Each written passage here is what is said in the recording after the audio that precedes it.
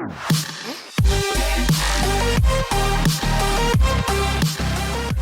to the RC Roundtable podcast, where we discuss the latest RC hobby news, events, model reviews, and a whole lot more.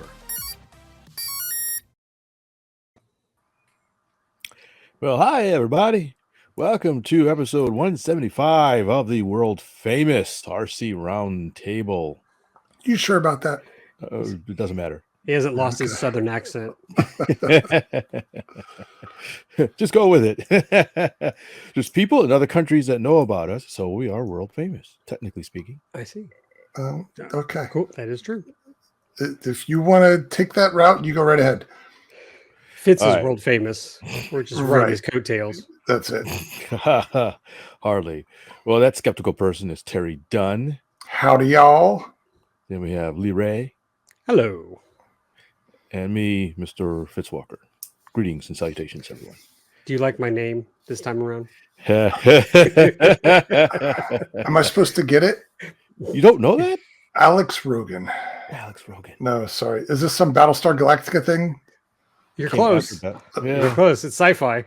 Same genre, yeah. Very good. Battlestar Galactica, at least original. Let's just say Fitz and I were spewing out quotes from this movie, and we were just laughing and reliving our youth, man. It was awesome. You know what's funny? Like a day or two after we got back, there's a YouTube channel I watch. It's basically there's a Gen X guy and a bunch of Gen Zs, and they watch old movies. And so, you know, Gen Z watches Indiana Jones. So for the first time, and that movie came up. They ended up that was one of the movies. So I'll go ahead and fill in Terry since he didn't know. This is The Last Starfighter. Oh, right. Okay. It's what, 39? Did we say 39 years old? Not that quite old. Okay. Mid 35, something like that. Oh, wow. Oh, maybe 37. But they liked it. The Gen Z kids, they got a kick out of it. They thought it was really good. So did we. Yeah. My favorite quote is, "We die." I need to get that GIF animated and use that in a lot of things.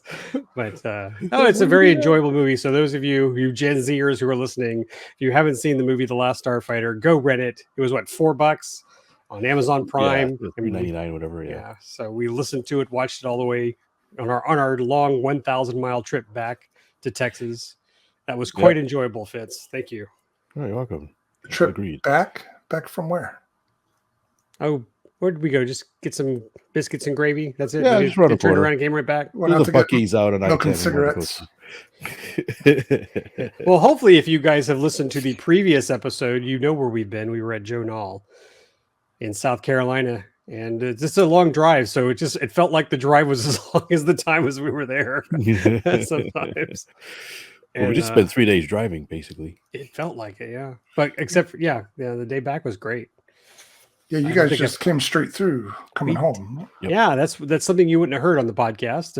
We decided to curtail out of there and drove 1,000 miles straight back. Probably swapped 4 or 5 times. Yeah. On the way back. Did it all in a day. Yep. And one main reason is that my son's baseball team had won their game on Saturday, which meant their playoff was Monday. And I didn't want to miss it. So thanks, Fitz, for packing up on Saturday. And what time did we get out of there? 5 a.m., something like that? Yeah, right on 5:30, something like that. Yeah. And we basically chased the sun from sunrise, pure darkness, to sunset in Houston. Huh. All right. But you made it back safe and sound. We did. Did all the airplanes make it back safe and sound? Yeah. Okay, I think we did. Road rash from bouncing around in the I got trailer? some minor road rash on the maxi lift on the way back. I didn't notice until I got home, but it's minor. And we experienced some road rash on the way there on Plywood Overcast, which was repaired. Yeah. the hole in the rudder Yeah. that was fixed with an RC Plane Lab sticker. That is correct. Some new bling on Plywood Overcast. All right. So is this our Joe Nall discussion or post Joe Nall wrap up? You know, you heard the podcast, right? With our buddies Ron and Tom. So this is now your time, because I'm sure during the podcast you had questions. You wanted to have answers to some of the stuff we were doing. So I think Fitz and I will just sit back, relax, and have you ask us questions about Joe Nall. How's that? I agree. Just one question. Just one? Did you miss me?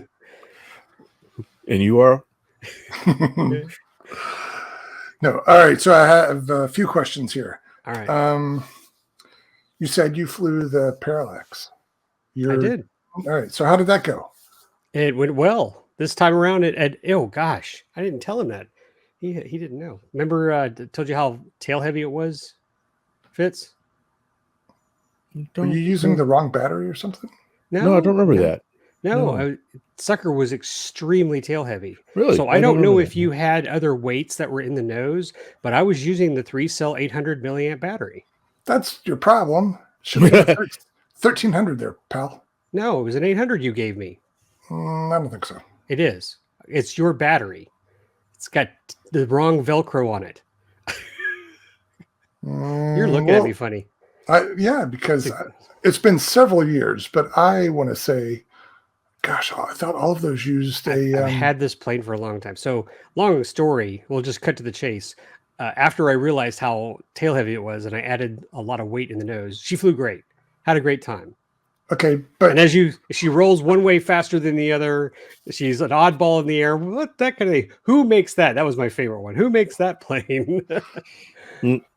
But logically, it flew fine before without any different weights, right? You've flown it many times. Well, and like I said, I've always just used that same battery. So unless something changed, like if there was a weight up there and it dislodged, and do you remember installing a weight? Because I have not done anything to that plane except charge the battery. And of course I had to make a new battery hatch. Maybe all the weights were in the battery hatch that was on it that disappeared one flight. So a family of rodents living in the tail. There you go. I'll check that out. So my theory, and we can run this to ground afterwards, I think there's some confusion on the battery. I'll have to look at mine and see. We'll leave it at that. Yeah. But to answer your question, it did fly. Not that I'm pointing any fingers at you. I know you are. And it's the same, I'm done. We'll have to just go to trial, okay? So let's put it in the civil courts. All right, so your green Parallax flew. It survived. I'm not calling it mine anymore. It's yours. I haven't seen it nor touched it. I'm not putting my name on it. All right, so it got the dust knocked off of it. It did. It did. I mean, I think over time and hanger rash, it lost the winglets. So one's kind of MIA, and I'll build them again. But that was, gosh, it's like 3 millimeter maybe or 2. Yeah. It's very thin. Probably 3. So yeah, maybe I will redo those. But no, it flew great and got a lot of oohs and ahs. All right, good. I guess I really should ask about Plywood Overcast. How much heavier is it with new signatures? Is it a little tail heavy with the sticker? Yeah, I was going to say it's extremely. How much I had to have a whole pound of lead in the nose to fix that RC Plane Lab sticker. No, it's fine. We don't think we had 6 additional people fly it. That's all. I don't think people were very excited on the main line with all their fancy jets and words. Wanted to, hey, can I get my hand at flying that very slowly while there are jets in the air? Or it could have been, hey, yeah, I'll fly it. Whoopsie. I don't know what happened. If only I had footage of this, and maybe Fitz remembers and he could tell you how ridiculous it was, but I called a low pass down the runway and I felt like I was taxiing compared to everybody else that was in the sky. Right. It was so darn slow coming across there. And boy, I tell you, there were some guys flying their jets full speed, 100 plus straight down that runway. And I mean, you hope that people were being aware, and they required spotters on the main line. But dang, that was scary. So we were lucky that the fact that Ron and Tom joined us, and also Jeff Arsenault with his 2, 3, 4. What was the name of the plane? The Telemaster. Telemasters. Thank you. So the fact that we had 3 spots helped kind of slow people down. When they saw us come up, they're going, I don't think I want to fly with these nerds. So I think there was like 1 jet and then 2 other airplanes. So it wasn't too bad. Okay. I get the feeling that you were self-conscious during that moment. Nobody said anything to you like, hey, get out of here, slowpoke. No, but there was some mumbling behind us when we were putting our planes on the line. Like, why is that here? That kind of. I mean, these are the guys with the $12,000, $15,000 jets. Well, everybody played nicely, so yeah, we didn't get and to be perfectly honest, the first thing we did was we talked to the flight boss and said, "Hey, are you okay? We're the three of us," and he was very welcome. He said, "Yeah, y'all just line up the flight." So there was nothing about, well, let me see what you got. Oh no, you guys need to go to the little, baby room down there, the electric part way down there, way down there. No, it's not like that at all. So we certainly had permission to fly there. Yeah. Okay. But plus, this is not a jet meet. This is exactly. Some guy settled out. Yeah. So any friction was self-imposed. Yeah. So is that the only? Go ahead. I was gonna say they shut the whole flight line down for the demo cell to fly, and that thing flew at a walking speed, so they can't. Yeah. So they can, just settle down and wait their turn. Is that the only line you flew it at? No, we flew it at the electric line too. Okay, good. It looked like somebody signed one of the propellers. Yeah. Yes. Yes. Well, I don't think we've broken any props on it yet. I don't think I did. Nope. So maybe it'll stick around for a while. I told him if it broke off and I found it or recovered it, I'd tape it inside the plane. Yeah, there you go. We've got plenty of cargo space in there. As you said, we could just use the fuel tank, hatch on the top. Yeah, the thing. Actually, for people that are listening, or watching and don't see what we're talking about, this is the Facebook page for RC Roundtable Podcast, and Plywood Overcast is on the cover. And I don't know if my arrow is showing up for you guys. But this little section at the top would have been most likely the fuel tank, right? Is that what you think? I assume so. The backside of that was the engine, like a radio or a firewall engine mount for some sort of gasser. Yeah, so we could unscrew the top there and put some trinkets in there. Yeah. A Cox 049. There you go. Yeah. I told you just put a freewheeling prop there, just for giggles. And as we said, it doesn't need more drag. Oh, it would be more drag. It would be fine. Just a little one. No, you guys. A freewheeling prop is tremendous drag. Why do you think they have feathering props? Hey, speaking of which, look, it's painted. Yes, thank you. You're welcome. Is that the only color you had? Check that off your. There's a Model T. I told you going to say something about the color. I'm just yanking your chain because I heard you talk about it in the last one. Oh, I appreciate you painting it. Can you remind me what was a KFC for on the front? Oh, that's just the name of the guy at Ceph. Oh, Chris. Could they just call him KFC? I gotcha. Hey, Fitz, something you're fiddling with your mic. Sorry, I actually touched the thing. It sounds like bongos. So that was Plywood Overcast. So it survived yet another event with no chaos, no bruises, no spoilers. No spoilers. Oh, right, no spoilers in the wing. Okay, I have all the faith in the universe that you are going to do that one day. One day. Yeah, maybe I'll get to that. I'll just do one spoiler. We'll just play with it that way. That's okay. You could do that probably. Huh. Do I have to make both spoilers, top and bottom, work, or just the top? Just the top. Okay. I'm not picky. Of course not. Yeah. All right. So Fitz, during the last podcast, you talked about some toy submarine thing you picked up. Tell me more. Show me more. Yeah. How did that conversation start? I thought I heard you talking with someone. Who was it that mentioned to you, Fitz, that there was a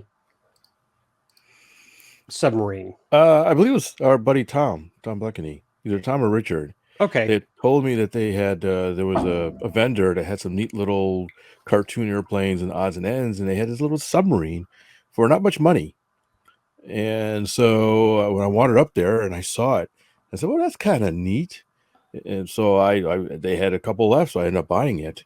What's neat about it is Submarine. Submarine, yeah. I don't know, is it copyright or something? So what's neat is it comes with a little transmitter. It's a ready to run package. And so you just add batteries. The submarine itself has a built-in charger and built-in batteries, rechargeable batteries, and you've got this little sort of kind of toy-like controller, but it has like 6 channels or something. So you have forward and backward, left and right. You also have up and down. Oh, you have up and down. It has a working ballast, which really caught my interest.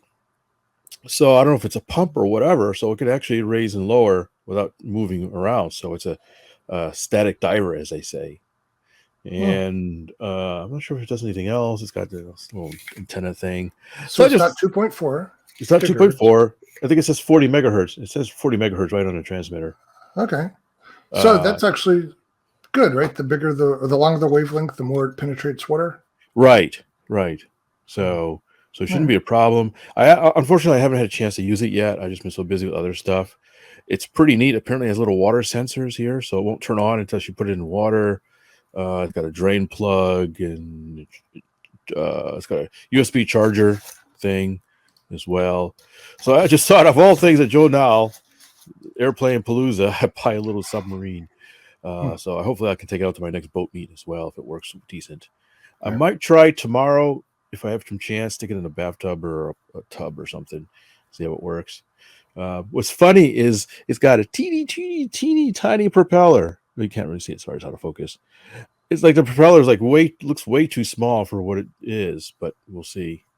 It's very odd. 10,000 kV. Yeah. The propeller is literally like, oh man, it's got to be like 5 millimeters in diameter or something like that. It's not. Oh my gosh. It's really tiny. All right. But it's a propeller. Cool. So no camera on it, right? No camera, no. Okay. I want to do that with one of my other subs, put a camera in it. That'd be cool. Yeah, I would like to find an off-the-shelf hobby grade submarine with a camera in it. Something that I can throw in the lake behind the house just to snoop around and see what there is to see. Well, Motion RC has them, but they're a couple $1,000. Oh, yeah, I don't need that. Yeah, I'm interested in having one, not necessarily interested in building one. So, gotcha. Well, yeah, keep your eyes out. So I actually bought very little at Joe Nall, to be honest. I just bought the submarine. I bought a couple of pieces of carbon fiber from a lady that came out of California. This is really thin. It's probably 10,000s or something. Okay. That's an experiment. And that was about it. I bought that metal fitting we used on a gas can. Yeah. I bought that for my gas can because it's split too. Oh, gotcha. So that's why I had it, because I had just bought it from one of the vendors. And that's it. There was some stuff. I didn't really catch anything used that caught my eye for the most part. There was a couple of kits that were kind of interesting, but they wanted too much for it. And then there was an F-16 XL, but that was way out of my price range. Yeah. It's $6K. Yeah, it was way. But it was still a lot of good stuff there. Not to say there wasn't anything to buy. It just wasn't. It didn't fit my use case, I guess you could say. Yeah. Did you guys even have room in the trailer if you did buy something? We had a little bit. We almost came back with something kind of big. But not for us. Well, not for us, yeah. For me? Buddies. For little old me? No. Oh. Tease. Oh, I did come back with an airplane for my friend Greg that showed up, that stayed with us for a couple of days. He brought a plane. That's true. One of the Sukhoi Su 20, is it 26? Aerobatic? Well, one of the old, I think it was Park Zone. It wasn't even E-Flight. Didn't you guys fly that there last year? I think we did. One of his planes that you borrowed? I think Fitz did. Yeah. I did. And my buddy says, hey, he just wasn't interested. He didn't really like how it flew. So he says, take it home with you. All right. So I took it home with me. Cool. All right. So, Lee, what did you buy? Gas.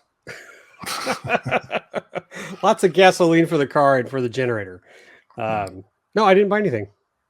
Okay. Did not buy nothing. Caught your fancy? Nope. I wanted to fly. All right. So speaking of flying, you finally got to fly the Twin Timber.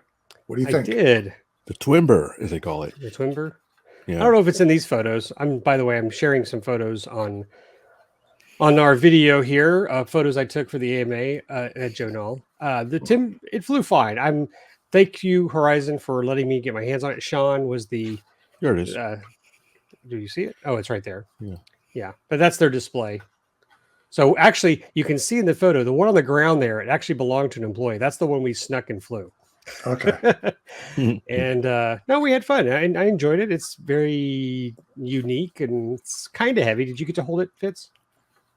I think I did. I can't remember. It's just a little heavy Maybe because quickly. we were all talking about how it compares to the Otter and the Timber X or the Turbo Timber.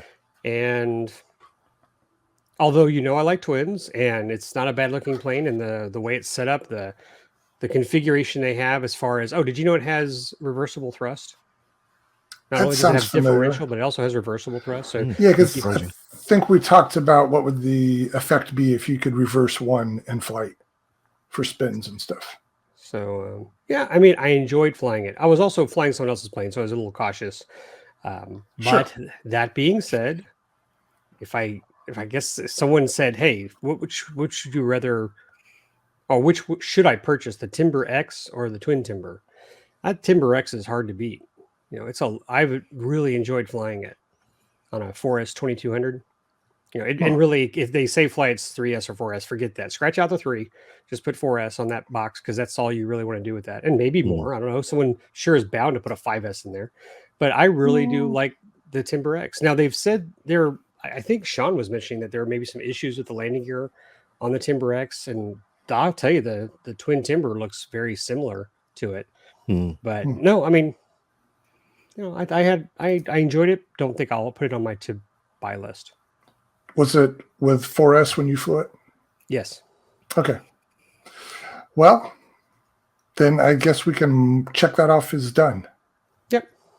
Oh, good for you. All right. When you guys went to CEF, I asked you what was the Lee Ray Best of Show Award, and your answer was Lee Ray. So, for Joe Nall, who won the Lee Ray Best of Show Award? Well, if you heard the podcast that we did, I mean, there were tons of gorgeous planes out there, like this Concorde. I'm showing it on the screen. The Concorde is beautiful, but even that, Fitz and I were at control line, and then some guy was flying a twin turbine SR-71. And control line? No, like turbine jet overhead. Yeah, it's just so big you could see it. I was like, so if we had gone over there and stared at it, I probably have changed my mind. But that being said, what I told Ron and Tom was that I thoroughly enjoyed flying the Electro Streak that Tom built. It was very nice. I had a blast. The funny joke was when he handed it to me, I said, "Was this just a bank and yank airplane?" He said, "Yeah." And that's all I did. I said, "It would be really good if this thing had a rudder." And he's like, "It has a rudder." I was like, "That's not what just bank and yank means." He goes, "Well, rudder's right there. You could have used it." But we were just, it flies great. And he was just so, I mean, honestly, it was a really nice, it still is, by the way. I did not crash it. It is a nice plane. It was very well built. It is very well covered. And he let me fly it. Plywood Overcast. If someone crashed it, we would all be, "Oh, darn it." But it's, it is what it is. So I was losing sleep. I was very appreciative of him doing that. So yeah, it was nice. But I think also, like this is kind of cool. On the screen is this, again, it's a P-38 type thing. It also has the thunder and lightning feel, but that's a control line. Just looks fast, doesn't it? It's just it's a cool looking plane. So that thing caught my eye immediately. And I don't know if it's in here, but this caught Fitz's eye. And I don't have a close up of it here. But can you see this plane right there? Oh yeah, the 57 Chevy Bel Air. It's a Bel Air. It's the fuselage is a fin of a Bel Air. Oh, nice. That's how it's cut out and designed. And we watched it fly. It was pretty cool. Yeah, electric too. Yeah. Oh, nice. So and it's a twin, by the way. So I'm ranting all over the place about all the planes. And yes, even there was a P-38. I liked it. I took pictures of it, but I didn't walk away saying, "Oh, that was my favorite." Surprise, surprise. So there were some gorgeous planes, and I thought you'd get a kick out of that one, Fitz. Yeah, I saw that on the flight line. I didn't see it fly, but I saw it when he was lined up. It's like EDF, I presume. Yeah, twin EDF. Yeah, it's a sort of Arado 230 something or another. 234, I think. 234, 232, something like that. Yeah. Oh, maybe that's it. Yeah. really standoff, way off scale, but still, still neat to see it. Yeah, it looks good. Yeah, where's the Connie? So look at Here, this Connie was gorgeous. Connie was really nice. Yeah. Yeah. So I mean, I'm like stuff that I just saw and I didn't. Gosh, you know what? I'm just gonna say we were pretty busy moving left and right and wanting to go fly because that was the promise we made to ourselves last year was that we're coming back, we're bringing our planes and we're going flying, and we did it. We flew a lot, and we even flew at night, so we brought the Radian, and that was fun. Yeah, I have to say that I spent noticeably less time at the main flight line this year than last year because we were so busy doing other stuff. I only spent one time at 3D. Okay, twice. So I went to 3D twice. I think for bathroom breaks. Yeah, I was gonna say you spent more than I did. Only time I went to the 3D lines when we went to take a shower. Yeah. Now I did stop and watch people fly, and there were some great pilots there, and that's fine. Just I was letting my hair dry. But last year I spent a lot of time doing videos and so forth. So we did what we set out to do, and that was hang out the electric flight line, visit with people. And speaking of visit with people, let me bring this screen back up because again, fanboy Fitz, these guys found him, said, "Hey, aren't you that guy?" Because they could recognize his voice. I think maybe he was talking, but these guys were talking to him about the maxi lift. Okay, I was going to ask about that too. Yeah, and so that was just neat. Fitz, I tease you. I do make fun of you about how many people come up to you, but it is fun to see Fitz in his natural habitat. With people just loving to talk to him about model aviation. I was absolutely amazed how many people came up. Lee, you probably only saw half of the people that came up and talked to me. Yeah, I could hardly take a step somewhere, and somebody would come up, talk to me, or recognize a voice, like you said, or something like that. So I had a lot of people. We were all very nice. It was great talking to everybody. It was just really weird, but also pretty neat at the same time. Next time I go with him, I'm probably just going to be a bodyguard. That's all there is to it. Give me a nice little black suit, a little earpiece, and I'll just walk behind Fitz. Dark sunglasses. But there was a couple of cool ones. I mean, they're all pretty neat. There was one guy and his girlfriend that kind of came up. He seemed kind of meek, but he had a really good conversation with him. There was when Ali Machinchi. Yeah, Ali Machinchi, who I don't think I've ever met, but he saw me and came up to me and really said he liked my review I did of the Hangar 9 Pawnee Brave. And I didn't quite realize, but he designed it. That's his plane. See, if I was there with Fitz, I would say, "Hey, did you see me in it? I was in the video too. I flew the Brave. I can do it. I can fly." Yeah, and I apologized for him for I say, "Hey, sorry for modifying it with a tow hook." He said, "No, that's a good idea. I like that." You remember he said he got shot down. He wanted the tow hook installed, but they said they shut it down. Apparently so. I mean, he didn't say so many words reading between the lines. Apparently he wanted a tow hook on it, but it was overruled, or it was not in this. I don't know. It wasn't to be, I guess we could say. That's all I'll say about that. But so he said, no problem.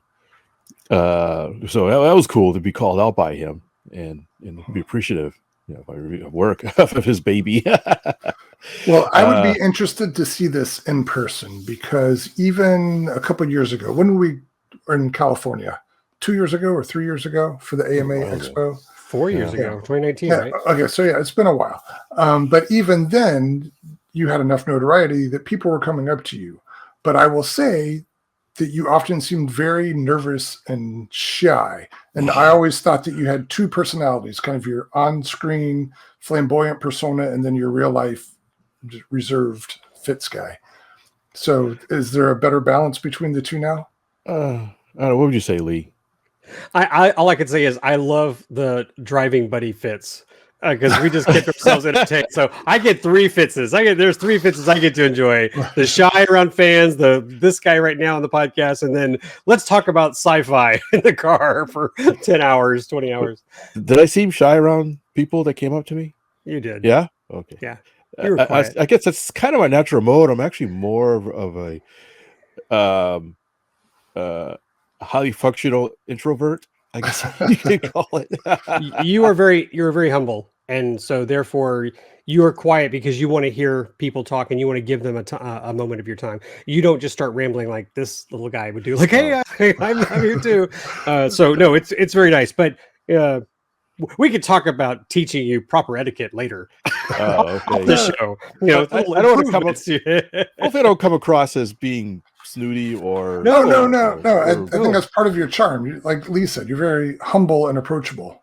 Oh, okay. So, yeah, because I don't mind talking to people. If you come up to me, I don't mind at all. I find people interesting, and I came across. It was funny. I came across. Was it Nate Saylor?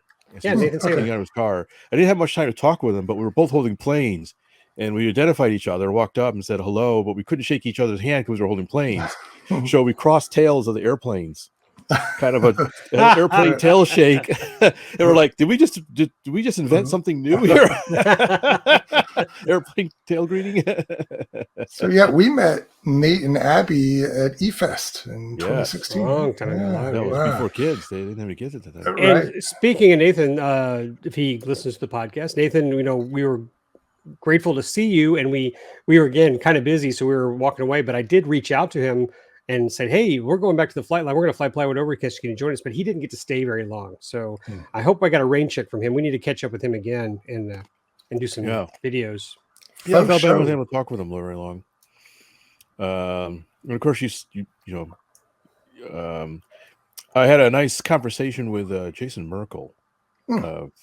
Horizon Hobby product developer. Yeah, I forgot his title, but he's one of the chief product developer or something like that, or whatever. Or marketing something. Yeah, and it was a nice conversation. It was interesting how we talked. Without getting too specific, if you watch RC groups, he and Eve get a lot of flack for some of the products they put out, or discontinuing certain products and that kind of things. And he was telling me that he knows he because I poked him a little bit about it, and he said yes, he knows, he sees that, and he understands, and it's all really the business decision. He says actually some interesting things that some they don't want to discontinue stuff. They're not in the business to discontinue stuff. They're in the business to sell airplanes. And so he says the reason why they would discontinue something is because it's just not selling. And it's a marketing thing. If it's not selling, there's no point of making more if they can't get rid of what they have.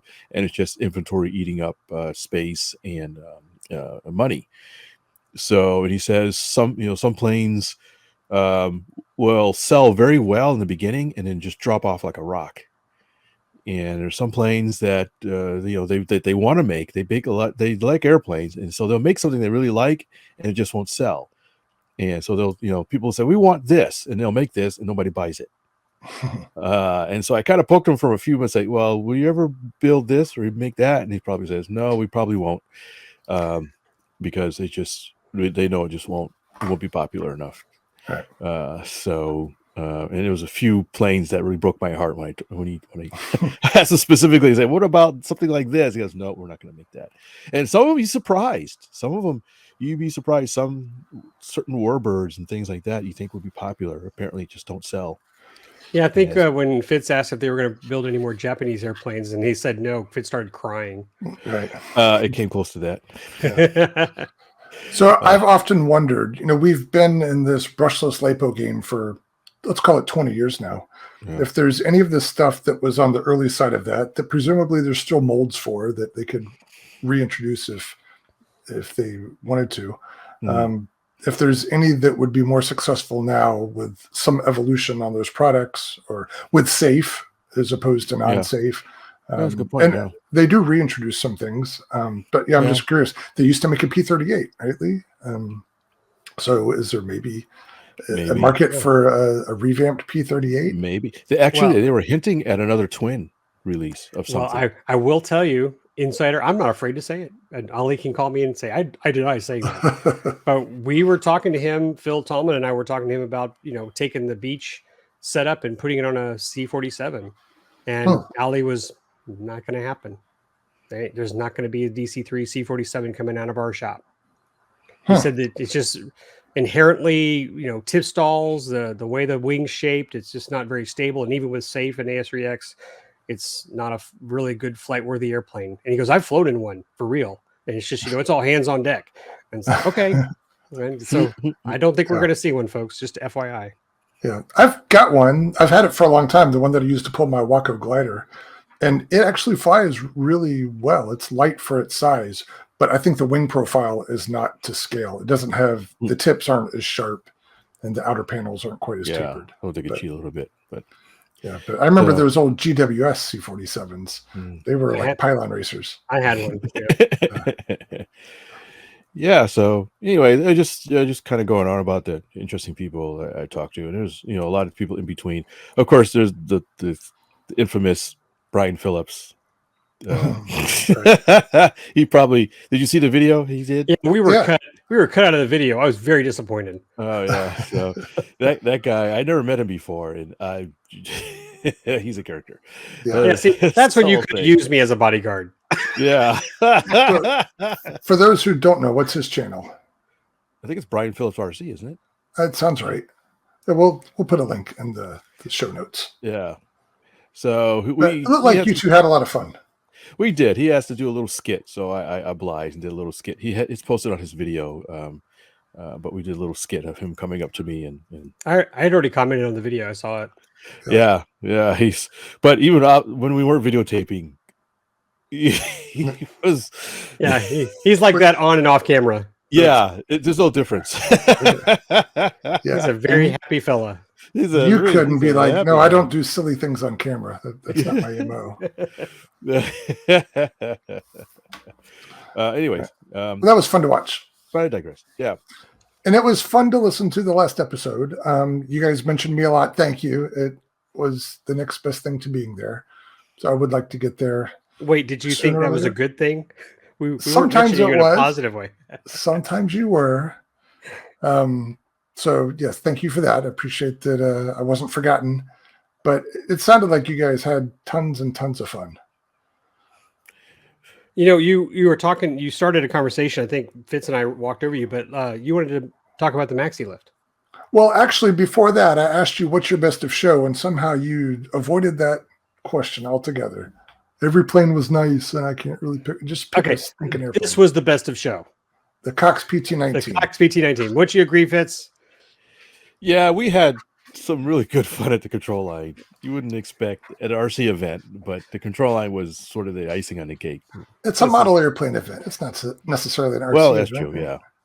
We had fun at control line. That Fitz is absolutely right. I think it was like the fountain of youth. You get over there, you get the Cox fuel all over you. Your hands are all smooth and slimy, and you're sitting there trying to turn a prop over and over again. All those memories flash back. But we flew it. I had the last flight on the PT-19 that I had was a great circle, but long. I mean, the flight times kept getting longer and longer. So yeah, I think the engine was breaking in or something. It was really nice. And so I got this is the new unboxed one that you bought off eBay or something. Okay, so these were the first flights on this thing. Sacrilegious, yeah. And I'm glad I brought it because I couldn't get my Cessna 150 started. And Fitz, bless his heart, he tried, and we did several things. And I had got it running with the new reed Fitz gave me just a month or two before we left, but it just refused to ignite. So, I mean, gosh, this thing started within a few flips, and we were up and at him. Really? And this is unrestored, right? It was just out of the box, put gas in it, and go. That's it. Nice. And how old is that thing? 40 years old or more? Or more. Probably more than that, yeah. Well, that's awesome. Fitz. There's afterwards. Oh my gosh. It's all those memories flooding back. And then Fitz, we still don't know what this is, but Fitz brought this little plane. I keep forgetting the name. It's actually still made or kitted by Brodak, I believe. Yeah. Swordsman, something, I think. Okay, like an old Goldberg Hefe. Yeah, it's interesting. Is it can fly on 020 or 049s. Oh, really? Yeah, and it's not a cheap kit. It's at least from the current company. And it's just a plank wing. It's just a plank wing, and it's all flat plate, everything. It's not a difficult kit. Nothing's fancy about it. I'm not surprised how expensive it is, but it flew pretty good. I think it's under propped, and for 049 didn't fly all that fast, but that was fine. I'm just happy to fly it. As you know, you remember Herman? Herman Burton? Herman Burton. Yeah. That was his plane. Okay. And I got it after he passed away. I was over his house and picked it up, and it all stock. I didn't replace any parts of the engine. Just cleaned it up, got it running, and it ran. Really started quite well. Ran for the most part, ran good. Is a little. I may have to take it apart and clean it some more. It was a little. The needle valve was very flaky. Something was inconsistent. It may have some gunk in or something, so I need to disassemble it, take it apart. But we got a couple of good flights out of it. Yep. All right, that's cool. Goldberg had another one. Maybe it was called the Wizard. It was a plank wing, but it had an airfoil shape to it. So it's just solid balsa with an airfoil shape. Right. I wonder if that flew any better than normal plank wings. Yeah, I still have to finish my Bee Eater. Oh, that too. It's painted. I just haven't. I need to probably do a couple more coats and a clear coat. Yeah. I'll this has inspired me though to get it running because I've got the motor and everything. I just need to do it. Yeah. So maybe you guys will remember this, but whenever it was, the late 1990s, when the profile RC foamies really got popular, mostly 3D stuff, but just sheet Depron making all these different planes and probably brushless motors, and then the beginning Nike heads. So does that ring a bell to you? You remember that whole phenomenon when everybody had one, and Hobby Lobby had their Yak 55 thing. Yeah. So I remember everybody thinking it was such a revolution to just have these flat plank wings, and wow, these things fly super good. And I remember myself being astounded by that. Geez, why didn't I think of that? That you could just make it a plank wing. And then I thought back to the 049 control end planes I had when I was a kid. And like, oh, it's the same stinking thing. We've been doing that forever. How did that knowledge get lost in the 20 or 30 years in between? And then somebody one day was either too dumb to know better that he should have an airfoil, or she, or just, hey, maybe we can try it here. So I wonder how that came about. Don't know. Yeah, it could be either somebody had control line roots, or somebody just thought, just on a whim, built a plane with a flat plank and realized it flew pretty good. Yeah, I think there are a lot of things like that simply come about because the person doing it doesn't know better than to do it. Right? So I've got a hunk of foam here. I'm just going to make a glider, and yeah. Now, wasn't there a flat plate kind of flying wing called a round to it, or a flying stop sign? Those were basically flat plates, weren't they? I thought that was a Michael Connolly thing. And no. It just predates Michael Connolly. I'm talking 80s. Oh, I don't know. Yeah. No, Michael Connolly's was called Out Around. Yeah. Like twin IPS things. Everything. He had something called a round to it, and it was like glow powered in the 80s or something like that. Yeah, there was lots of stop sign. Yeah, like flying stop signs and the Snoopy's Doghouse. I guess some of those had airfoils too, and the flying Porsche. Yeah, those had airfoils. Yeah, but I'm sure there was stuff like 3/4 inch foam that was just a plank. Yeah. So yeah, it would just be interesting to see the evolution of those things and how nobody thought to make a mainstream good flying airplane with just a sheet of foam for the wing. Anyway, those are the strange things my mind wonders about. You weirdo. Yeah. All right. What other questions you got? Well, do you agree that the PT-19 was best of show? So once again, Lee awards best of show to himself. I can understand that. It's got for personal reasons. I can very much understand that. And that video got a lot of traffic on Facebook because the PT-19 for me too was sort of my gateway. That was the first flying model airplane that I ever had, never flew. And the last time I flew it, it was assisted. It wasn't even by myself. I had a parental unit helping you hold the handles. I wouldn't crash it. Yeah. And was that parental unit capable of flying? Yes. Okay. Yeah. He was an old free flight U control person. Okay. And I have a story of my mother trying it. She saw us doing it, so she wanted to try it. And the plane went bam, all pieces. I still remember that to this day. Right. But anyway, so 40 some odd years later, did you get dizzy flying it? No, I didn't. I was worried that I would, but I didn't. It was funny when we first set up the planes. Our lines were too short, least my line was. I think yours was too, Lee, right? Phil, damn it, Phil. I'm calling him out right now. He made a joke about my steps and how I need to recalculate my distance. I was like, I immediately just stared him down. I was like, damn it, Phil. He laughed.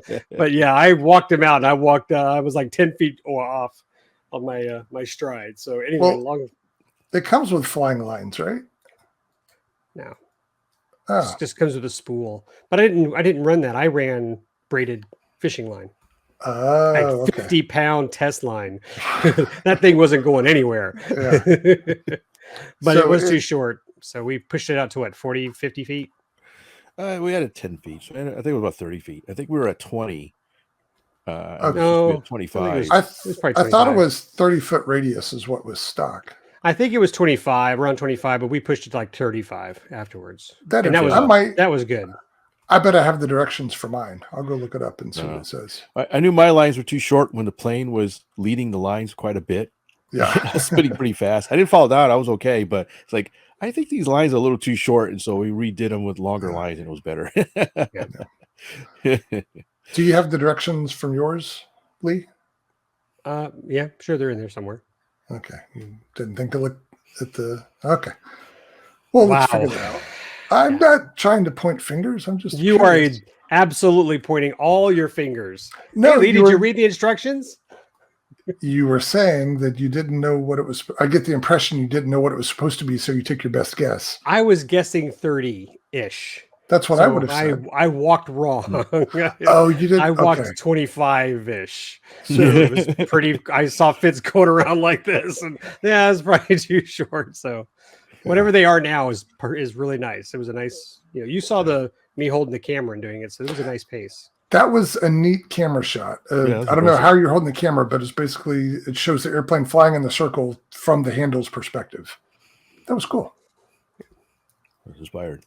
Yeah. So I guess since Lee took the PT-19, does it have to fly? Because that F-16XL. Oh yeah. You didn't get to see it fly? He hugged it, by the way. I don't know if I should have got a picture of it, but yeah, he was. I think he even licked it too. He was like all over it. It's mine now. Dibs.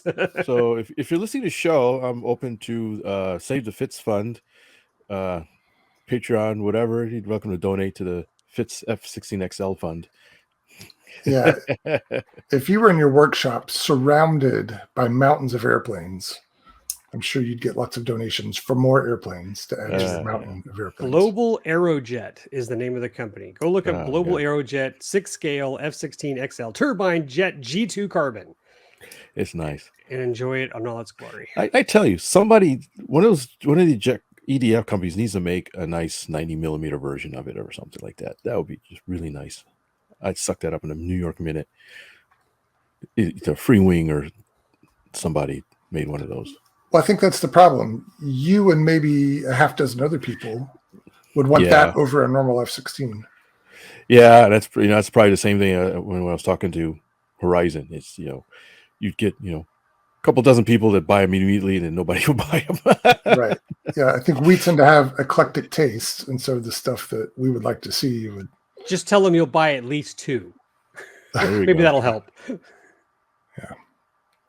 All right. So what else should I ask about Joe Nall? So were there things that you were there for a full week? Well, not quite a full week. You got there on Tuesday evening and left 4 days. We were there for 4 days. We lost a day because of weather.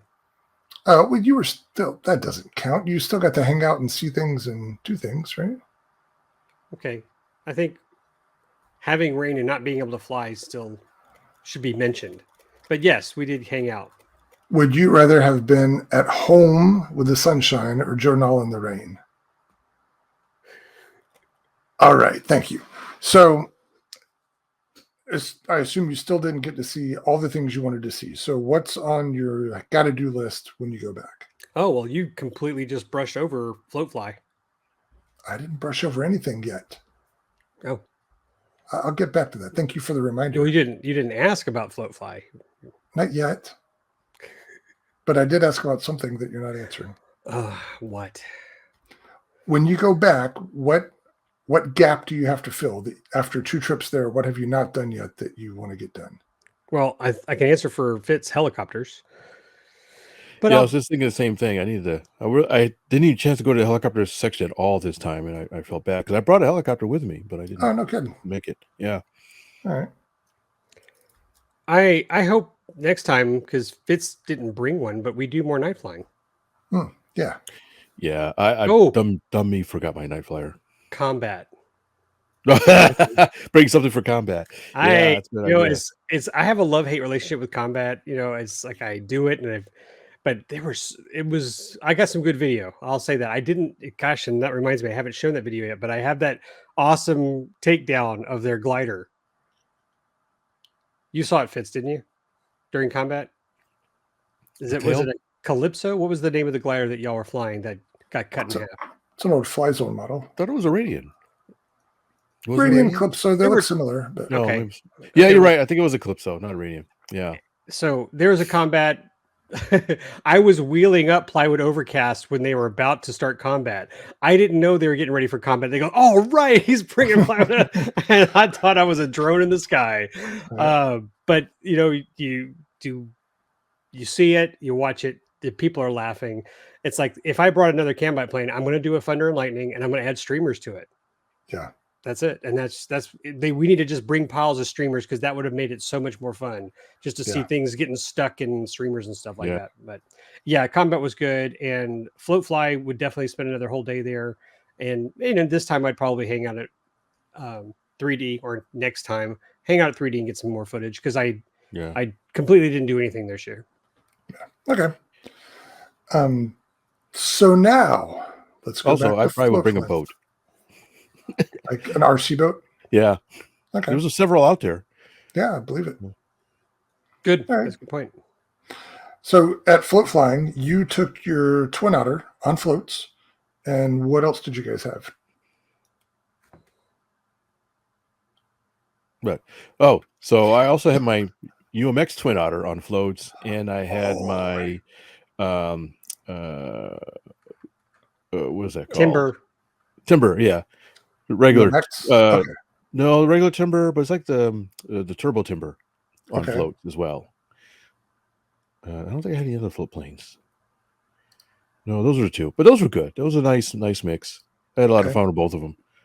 We can compare notes because I flew my UMX Twin Otter the other day on floats off of water. I'd flown it off of snow with the floats, but I finally flew it off of water. Oh, good. And I was a little bit surprised because I felt like I had to actually give it some elevator to get it to leave it sticks to the water. Yeah, it sticks. The surface tension apparently is quite a bit for it. So you got to kind of pop it off the water. Yeah, it gets on plane pretty easily, but then it's not going to fly off without you giving it some input. But that differential thrust was really good in the water. Oh, yeah. Did I send you the video, Terry, of him doing little circles around my otter? I thought you posted it on Facebook. Yeah, did I couldn't find it here, so I was looking for it. I wanted to show that right now, but that was fun. Yeah, and seeing that video made me think if you could have found somebody else with a UMX Twin Otter, it'd be like a mama duck with little baby ducks swimming around it. Speaking of that, we had a couple of geese in their little geeslings. What are they called, baby geese? That's a good question. What are they called? Yeah, some gooses. Right. Yeah, they came fairly close to us. Oh, they weren't vicious. No, they were just kind of hanging around. Well, I didn't jump at them like I was telling people I was going to go do. I was like, I could grab that little chicken right there. Oh, it was neat. I got a chance to fly Tom Soylent. Oh yeah, the short big Soylent. 4-engined short Soylent. Oh, Tom who? Blakeney. Oh, was he there? Yeah, he was there. Him and Richard. Okay. Oh, cool. So right behind us in camping. Okay, awesome. So was this an Ivan Pettigrew Solent? Originally designed for probably Geared 400 or Direct Drive 400? I believe so. So from what I've heard, those are designed super light and fly really well. Yeah, this one was lighter than I thought because I helped Tom put it in the water at first. And I was like, whoa, man, this thing is lighter than I thought. Yeah. He's got, I think he said he had Speed 400 class brushless motors in it, as a matter of fact. Okay. And one 3-cell, I don't know, 3,000, 4,000 milliamp hour battery pack. And it's really interesting slide mechanism to get the battery in and out. It's a real, it's like a half moon trolley kind of thing. Yeah. And my surprise, Tom said, "Hey, you want to try it?" I'm like, sure. Betcha. Differential thrust? Yes. Okay. I believe it has differential thrust. Yes. But once in the air, you don't really need to touch it. But he let me take off and land. It flies really nice. It's a little bit lumbering, as you expect that kind of plane. Sure, that's how you want it. But yeah, it flies nice. Lands really nice. Really, really nice plane to land. Just kind of settles in and just really smooth. And that's a 4-engine thing, right? Yeah. Okay. So I guess a patrol bomber or something. Or anti-submarine or something. Yeah, I think the library he had was a military one. Okay. Might have been a passenger version of it too, but yeah, we'll have to ask him. But I assume that's an Ivan Pettigrew design, and he's a Canadian guy that designs lightweight multi-engine airplanes. I think he's got a website, so we'll put that in the show notes. Okay. So yeah, his stuff is just famous for being super well designed for Speed 400. Just lightweight, looks good, flies good, all that kind of stuff. So I've always wanted to build one, but I think they're pretty labor intensive because of all that. Yeah, look, it was a lot of work, and Tom said he's going to have to do some recovering of it. He got it built, and the covering's starting to come off. So he was like re-gluing pieces of it before each flight. Yeah. Right. Yeah, I'd love to get my hands on one already built. So. Yeah. All right, well, that's cool. So you flew. Now, Lee, you had flown your bigger Twin Otter off of water before, right? Or was this the first time? Nope, I flew it at Seth. Okay, yeah, that's right. All right. So those were the 3 planes you guys flew off the water? Yep, and did not require access to the boat of shame. Yeah. Well, though we saw a couple that needed it. We saw quite a few that needed it, yeah. We saw a mid-float. 2 planes collided on the water. Ouch. Yeah. One was underwater. Yeah. One was over water. One was floats up after that. And then we saw a guy release the smoke from his carbon Z Cub. Oh, yeah, no. Ooh, yeah. On the water? Yeah. Oh, no, you can't get to it. Nice. So, take the boat of shame. Boat of shame got some good use that week. All right. And no incidents from either of you on that? No. Okay. Good. So what was the most interesting float plane you saw there? Well, I'll have to say that Twin Otter. No.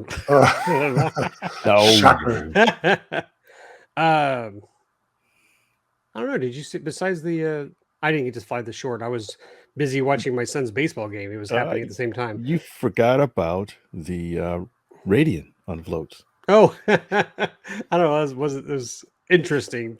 That was very interesting. Well, it does bring up a technical question, so I'll throw it at Terry. There's a guy who put a Radian on floats. I've seen a UMX Radian on floats before, or a centerline float with outriggers. I've seen that at the Neat Fair, and it did well. Okay, well, this one did sort of well. So he, big Radian, he did take off, but then we heard a splash, and then his motor was not. It sounded as if the timing was way off because it was like.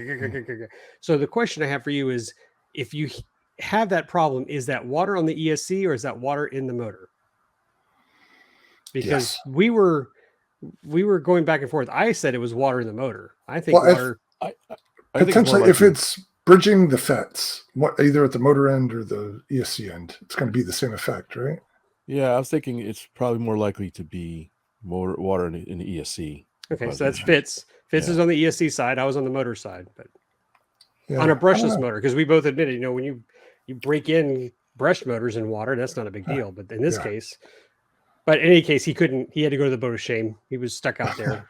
Well, do you know if it worked when he dried everything out? We didn't stick around. We were busy. Places to go, things to do. Yeah. Steak and barbecue to eat. Steak to eat. Steak to cook. Oh, steak to cook. Yeah. But see, now you have me wondering. So, typically fresh water would not be conductive. So yeah, it's a poor conductor. Yeah. Yeah. So I wonder if that would have been an issue at all. I know I've had servos go crazy with fresh water. So yeah, I don't know. That would be an interesting. I mean, it still happened. Yeah. It happened. Yeah. All right. All right, Lee, tell me what I forgot to ask this time. Are we an hour into talking about Joe Nall? I'm going to give a shout out to Phil Tallman. Thanks for hanging with us. You were a joy to befriend, and first time I got to hang out with him, and he was with us thick and thin, and Oh, nice. we had a great time. And he, also joined us at the control line. He even got his hands on the stick. So yeah, he was a real trooper. And there was too many moments to just put on this podcast, but Phil did purchase a Habu when he was out there. I think he may have even purchased it and had it shipped to his hotel, if I think that was the correct story. And I had my little UMX Habu. So he and I flew together on the flight line, our little Habus. So that was entertaining. And then the first time he let me fly the Habu, we couldn't get safe off. It was like, turn. It took forever. Bending those sticks. Yeah. So I made one turn and I came and landed, and he was able to disable the safe, but that was funny. Yeah, apparently I got it after because he let me fly his Habu too. And it was much better.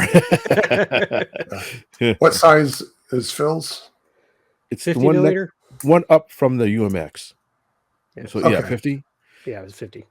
Yeah, they're like timbers. There's all sorts of variants of Habus now.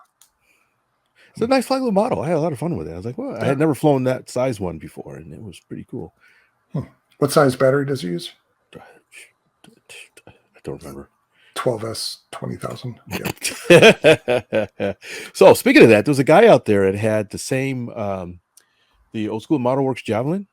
Oh, right. He had one, but his was like an 8-cell version. Oh, wow. I think. Yeah, he was a little amped up more than mine. Was that one of Jeffrey Arsenault's clubmates? I think it was. I thought I saw one with a Rhode Island reference. It's a Rhode Island, it was a Rhode Island Jeff's. contingent. Yeah. Okay. So we had that. So yeah, shout out to our Rhode Island peeps too. They were real nice, and he let me fly his was it Crescendo in the combat for a bit too. So so yeah. So if somebody lets you fly their plane in combat, they're just signing the pink slip over. Right? They don't expect to get it back. Hard with it. Yeah. So yeah. So I think he said it was 8S. I might be confusing it with another plane. But anyways, he had it. He had one of the Javelins out there, and I thought it was pretty neat to see that. And, but anyways, yeah.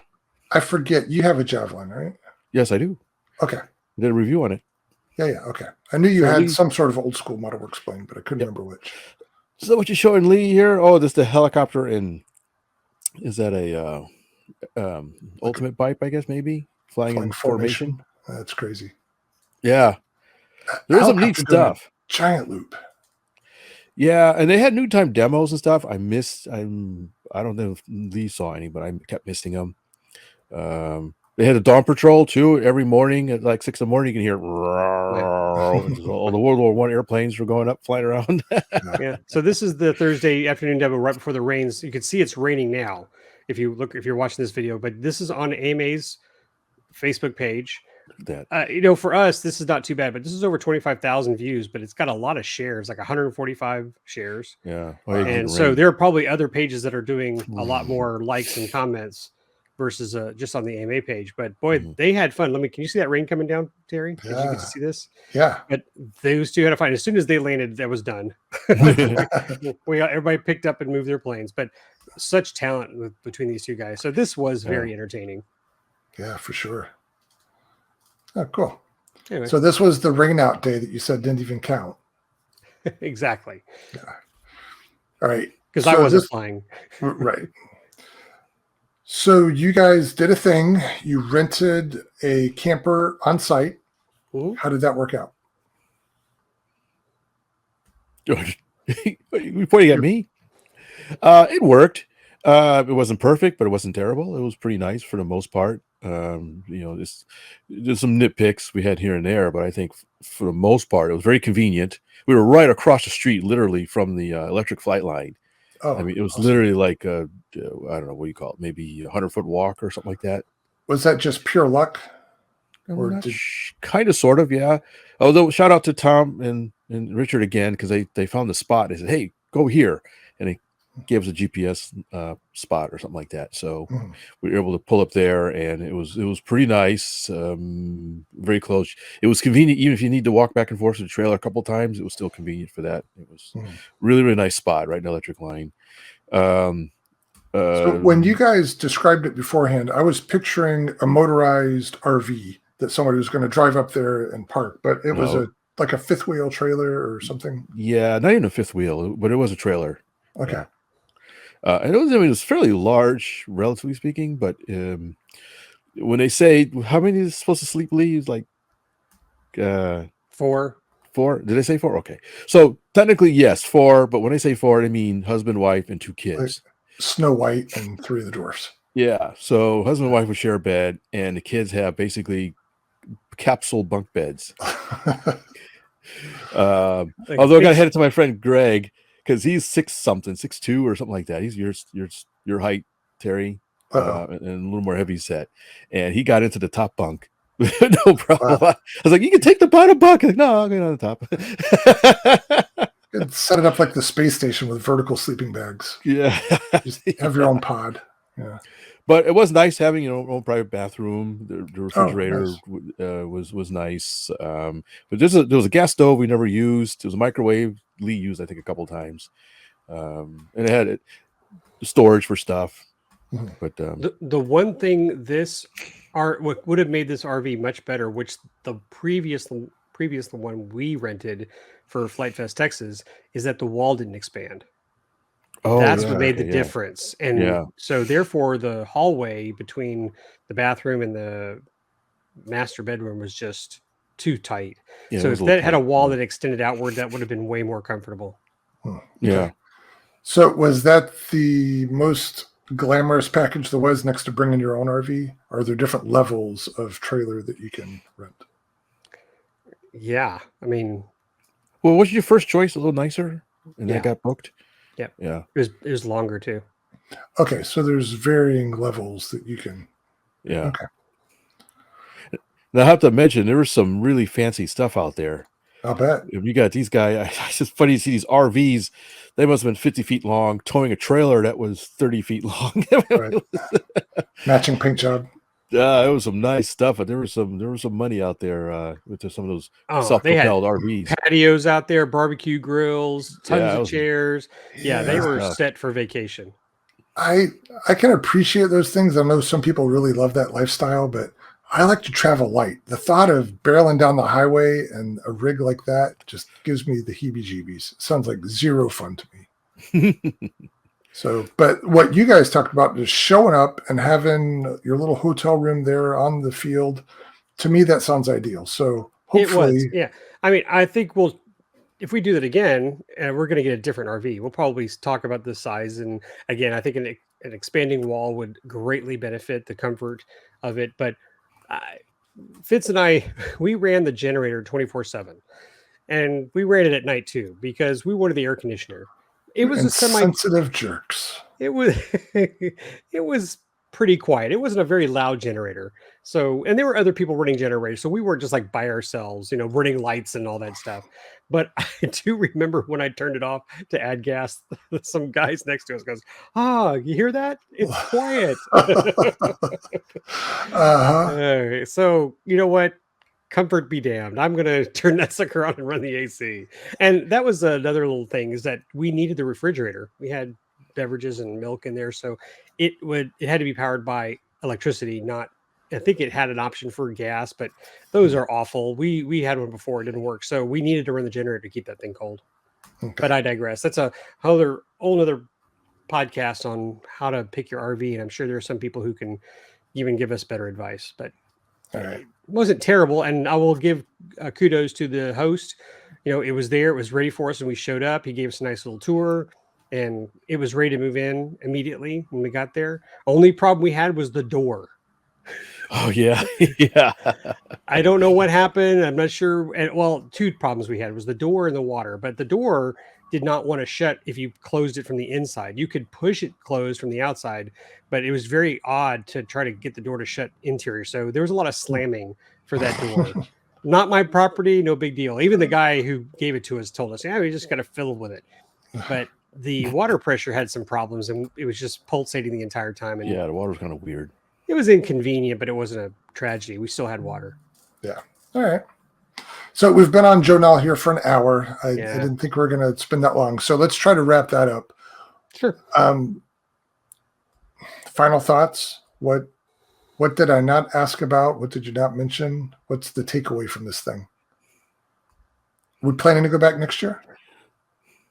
I don't think we're going to go back. I'm not going to go back next year. I'd like to open up my possibilities for other events. It's definitely a bucket list item for you. For those of you who are listening who've never been to Joe Nall and you can make it there, book it.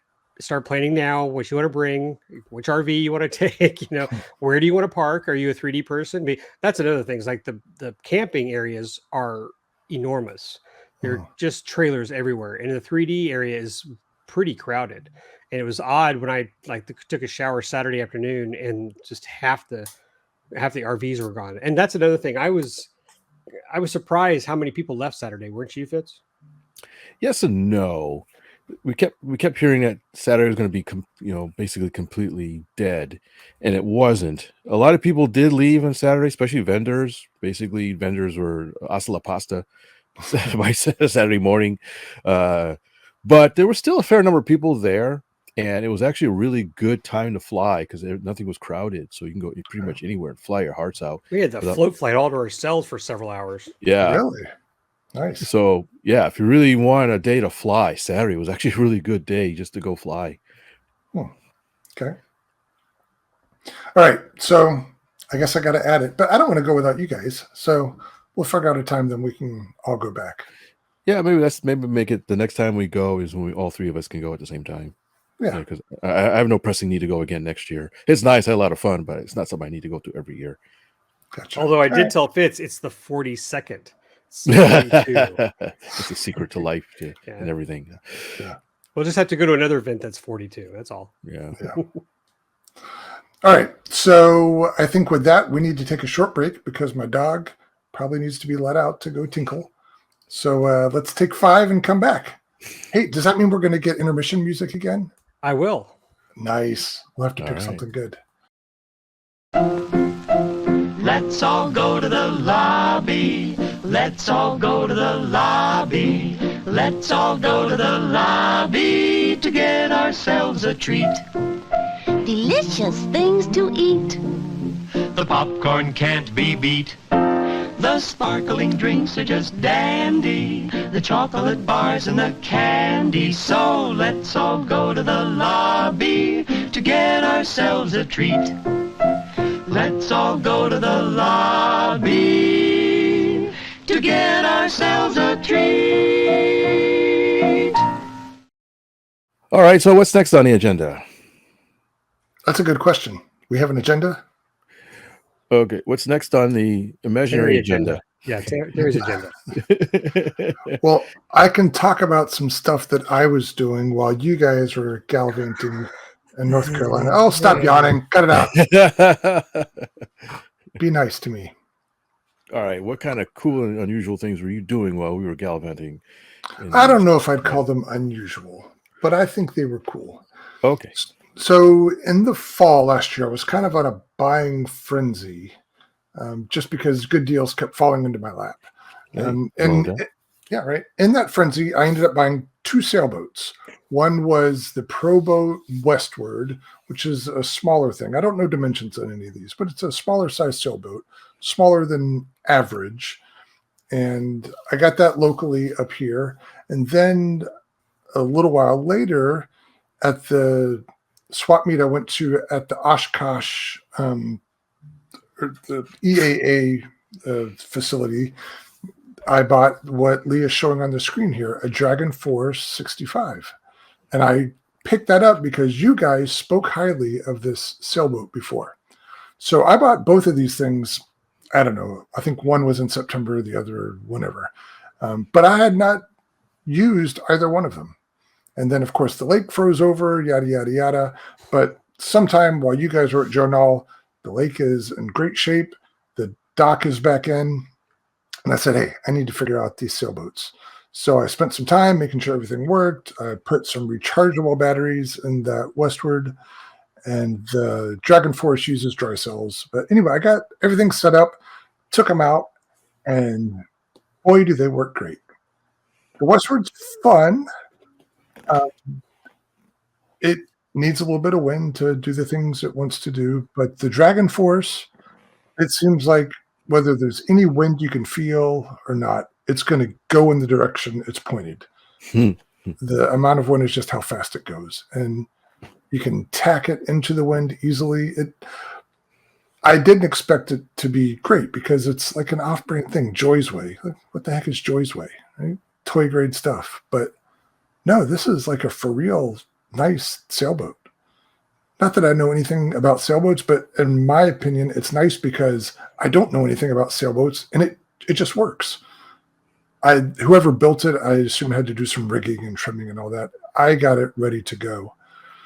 The transmitter looks kind of hokey. I assume you guys use the stock transmitter, just kind of a rectangle with a couple joysticks on it. So at first I was a little apprehensive, but even that works great.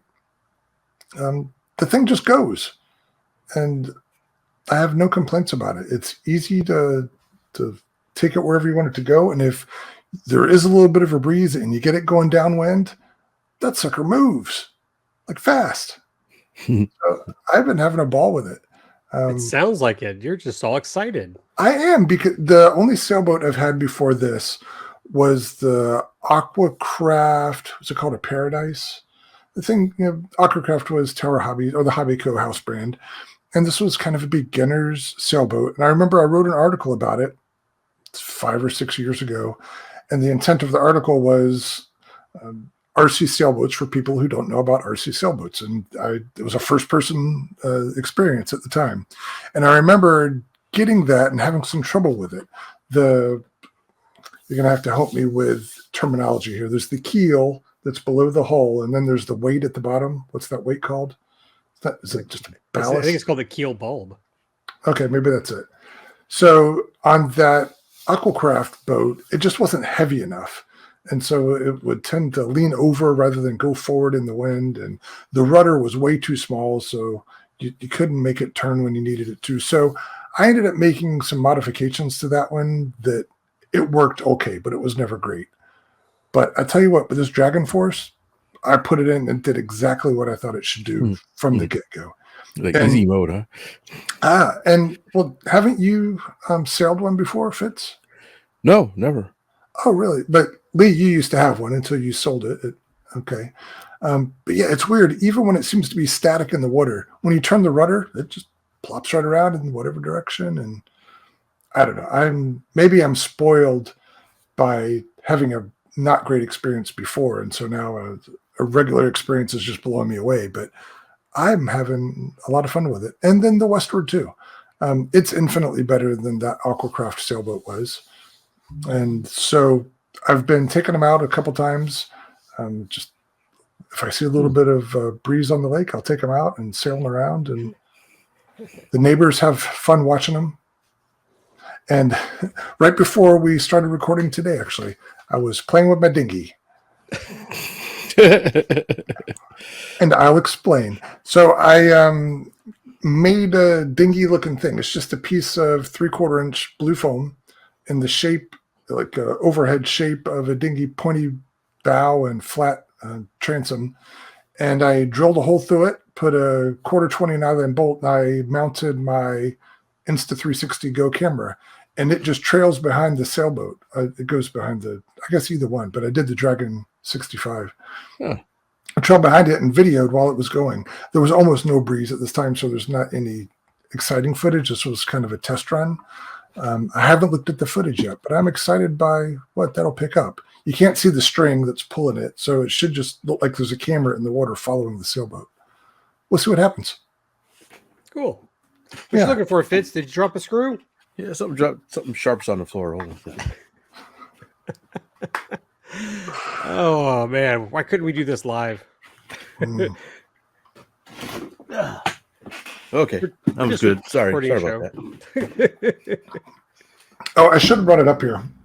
I don't have it with me. But another thing that I did while you guys were off at Joe Nall, I have talked about the F-14 before. I don't remember where I left off with that, but I've been flying it a bunch, and I've been doing the hand launch, and I may have been a little apprehensive about hand launching it. As Fitz said, that was without merit. The thing launches so easy with the safe mode thing. Just give it a firm toss into the wind, and boom, it's gone. And what I ended up doing, speaking of my Insta360 Go, I rigged it up so that I could do some in-flight footage. So I've got onboard footage of the F-14 flying, and you can see the wing sweep, and it's pretty That's cool. impressive because it's not a big plane. So how did it handle the extra weight and drag? It didn't seem to matter at all. And interestingly, the Insta360 Go 2, that's the camera I'm using, that plus a 4-cell 1300 is almost exactly the weight of a 4-cell 2200. So I rigged it up so I was using the smaller battery when I flew with the camera. And so weight-wise, it's almost exactly the same. But yeah, you've got a camera hanging out in the breeze too. Yeah. But it doesn't seem to care. I didn't notice any adverse flight performance. And also, interestingly, I'm not a person who keeps it firewalled all the time, but obviously you need some more power when you're flying with the camera. But even when I was using that 1300, I was getting flights more than 3 minutes, which is, I think the manual tells you to set a timer for 3.5. But I never hit low voltage cutoff. So yeah, I'm really impressed with it. And I'm getting much more comfortable with the airplane, flying it with the wings swept. And so I think last time we talked, I had not flown it fully swept yet. But now I've flown it with wings fully forward in the middle and swept and with safe on, safe off. I'm getting much more comfortable just yanking it around. I think it still needs a large area, even in the best circumstances, to haul it around because it's moving pretty fast. But it's fun. And one thing I did, this was before my most recent outing with it, I finally decided that it needed more color contrast. So I painted the outer parts of the wing panels and the ailerons a bright red.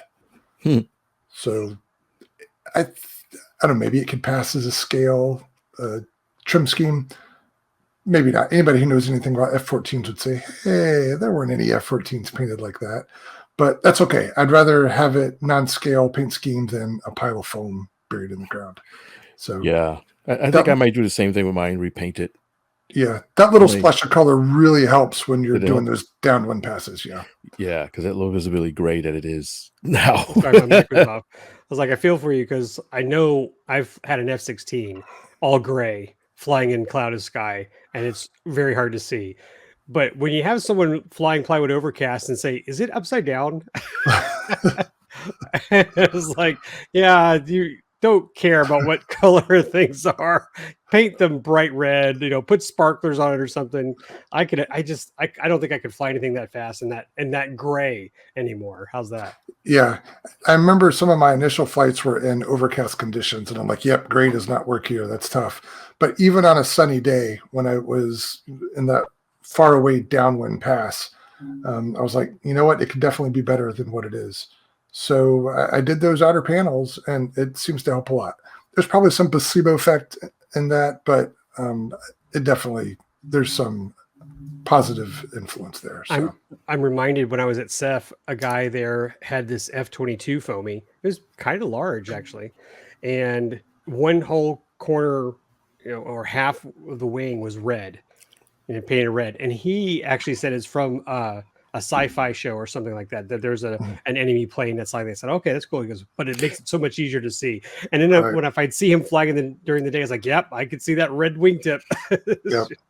So I tried to be good about it. I looked up all sorts of different F-14 color schemes that were true. And there's one that NASA has or had, and it's got some more color on it. And I've seen some RC models of that NASA one that had more red than the real one. So I just took that as artistic license to just throw some red on this one and keep the rest of the Navy scheme and not worry about it. Add some glitter. I'll dip it in glitter and glitter. Go, Hobby Lobby's your friend. Yeah, I'll just squeeze some Elmer's glue on it and spritz the glitter on. And Did we ever work out what scale that F-14 is? I wonder if it's like 1/32nd scale or something. Oh, it's got to be close to that. Yeah, I could crunch the numbers and figure it out, but I never have. Because there may be a whole bunch of decal sheets for plastic models that you could use on it. Yeah, I guess you could. If it's close to it. The thing is, I suspect if you tried to pull the stickers off that are on there, you'd probably pull the paint with it. So yeah, you would be committing to a full. I might do a complete repaint, just paint over everything, a whole new scheme, and put some new decals on it. Anyways, yeah, but that's just me. Yeah. So anyway, fun airplane. I'll keep flying it till I destroy it. So if anybody out there has one and they're nervous to hand launch it, don't worry about it. Just give it a go. It works great. Just make sure you're using that safe mode. Yeah, I saw one at Nall. Guy just hand launched it, no problem as well. Yep. So most of the time I fly now, safe mode, launch, then I turn safe mode off, and that's it. That's the whole flight is safe mode for the first 10 seconds, and then the rest is manual. What were you saying? Speaking of hand launch, golf clap for Fitz hand launching my T-33. Your Kyosho? It was excellent. It was thanks. Near perfect. Glad Wish someone had videotaped it. You took your Kyosho T-33 to Nall? The old Graben? Yeah, the Graben one. Yeah, it's funny because Fitz goes, "You're gonna paint that?" I was like, "I did paint it." He goes, "It's just gray." I said, "That's exactly what Graben flew." Oh, great. So did you get? Is it all tweaked out now? Where you were having some trim issues with it before? I thought. Yeah, I think and kind of like your Parallax, I think I had a weight in the nose of the T-33 that went MIA. I don't know. And so when Fitz hand launched it, that sucker just was, oh my God, it was wacky as hell. And Fitz will tell you, I was struggling to hold on to it. I got it down, landed it, and I had to add like 2 ounces of lead back into the nose and got it to fly. But after that, it was great. And I had a lot of fun flying it. So maybe when you go over that bumpy section of Bro Bridge on I-10, any airplane that has weights in it just sifts down. Exactly. So, the repair crew's going, "What's all this lead on the ground?" You're going to sweep out the trailer. You're going to find. Oh man, yeah. So that's a fun plane. All right. If you haven't started yours, have you? No. Well, I've got 3 of them now, so I haven't. Yeah. How about you get on one of those? I should. I've got a backlog. You were talking about the Electro Streak before. I'm at a state where I'm almost ready to start covering, and I've been at that state for about a month, so I really need to turn the corner on that one. Okay.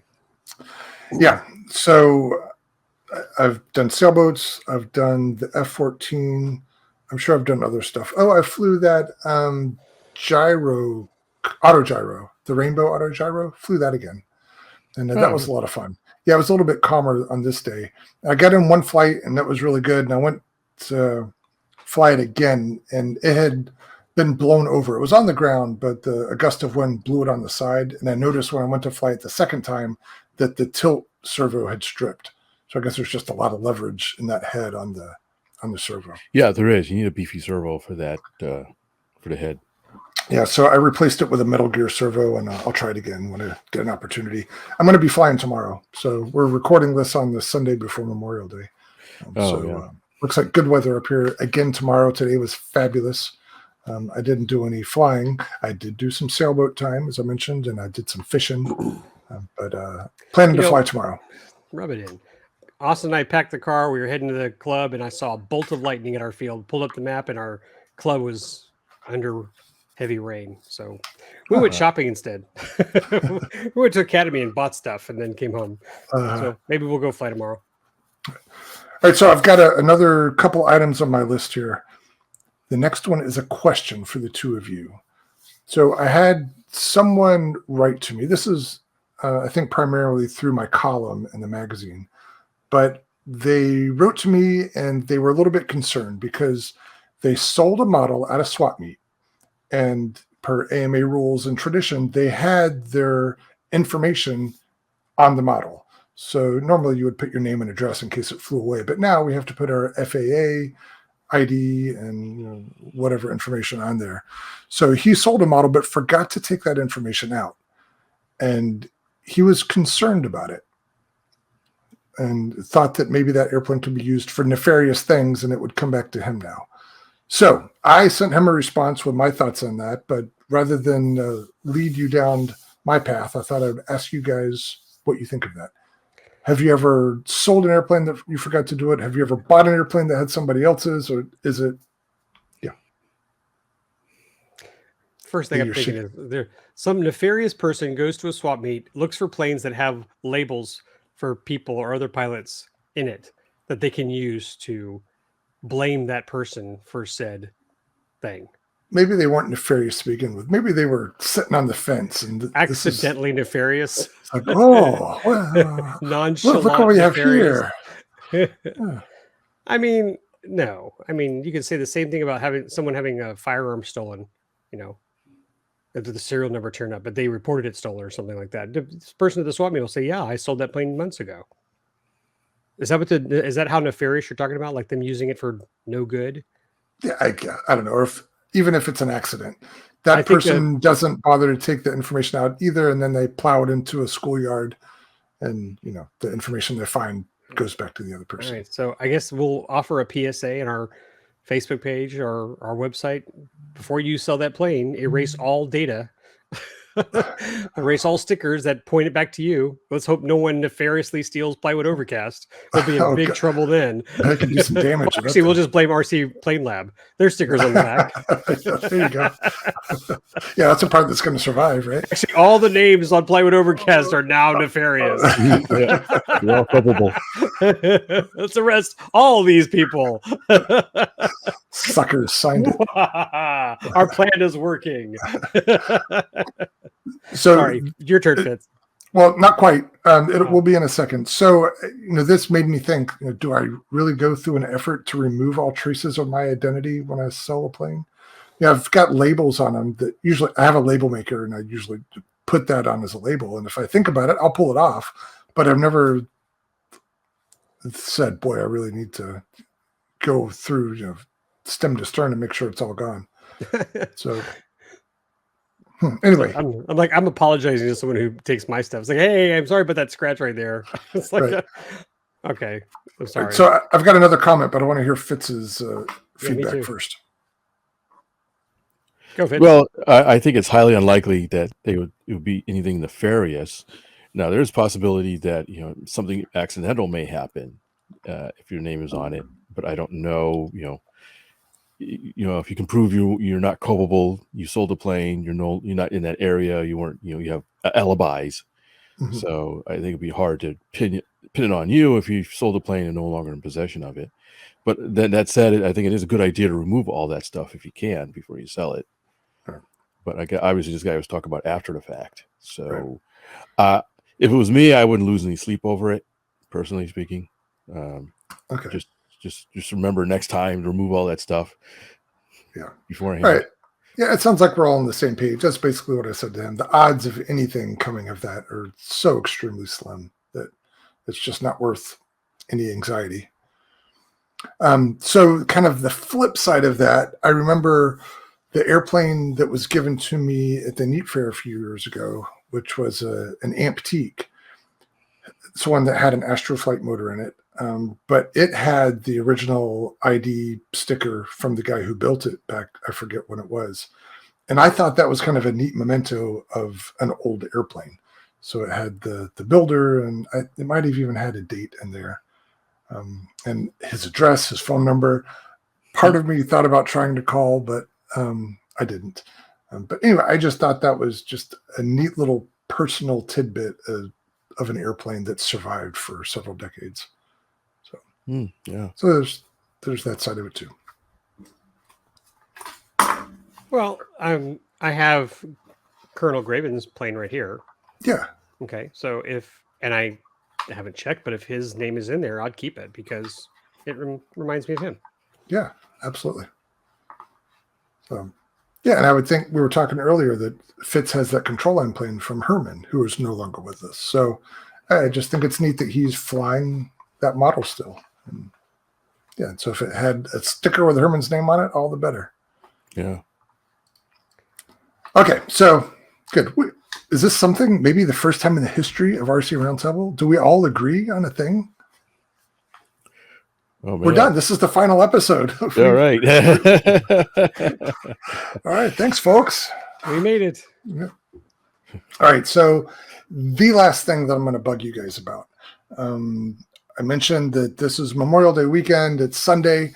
I spent the first few days of the weekend, starting Thursday night, in Chicago.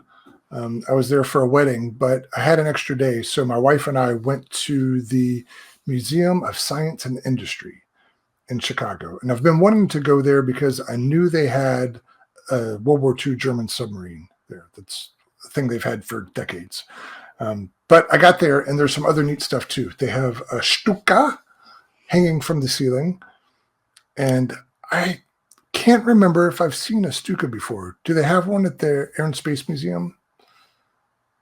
Gosh, I just can't remember. But don't remember. No. Yeah. But I've never been to the Air and Space Museum. Okay, well, you got to fix that. That's a bucket list item. Yeah, both. Yeah, the one on the mall. Cindy said she'd be fine if I just took the boys. So, yeah. Okay. Yeah.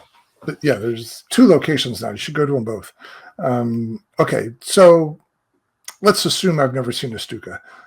This is one that was captured in North Africa. I guess they took over some airfield and the Stuka was there. So it's in the desert camouflage with the mottled stuff and the extra air filters and stuff around it. And there's no wheel pants on it, but it's just a big airplane. It's kind of interesting. And they've got it hanging up. So you're on the second floor balcony that walks around, and you're close enough that you can see some of the rivet work and the inevitable dings and stuff like that. It's really cool to see. And right behind the Stuka, they have a Battle of Britain veteran Spitfire, one of the early models. And same thing, you're close enough that on the tail you can see patches, and they've got the swastika kill marks under the canopy, and just a really neat piece of history. Just like, bam, right there in front of you.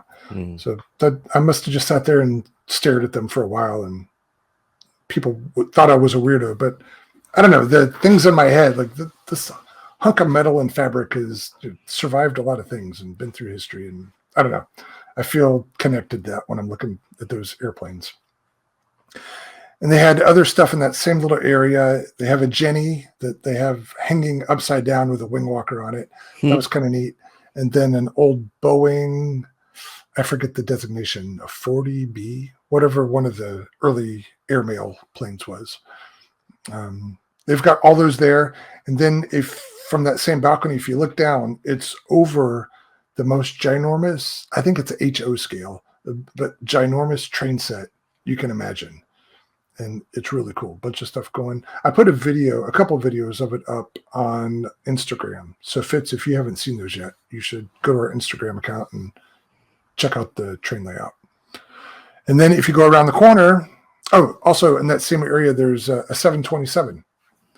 And yeah, they were a big deal. A 727. They've been around forever, but just really kind of neat to see it up close and how all the things work.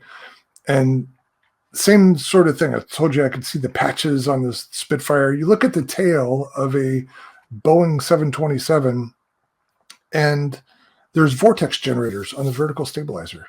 I'd never noticed that before. I'm like, why the hell do they need vortex generators on the vertical stab? I can understand why they do it on wing surfaces, but why on the vertical? Fitz, you're muted if you're saying something. Oh, I'm sorry. On a 727, you said? Yeah.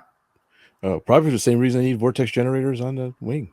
Well, that's only for high angle of attack, so you don't get separation, right? But why would you need it on the vertical?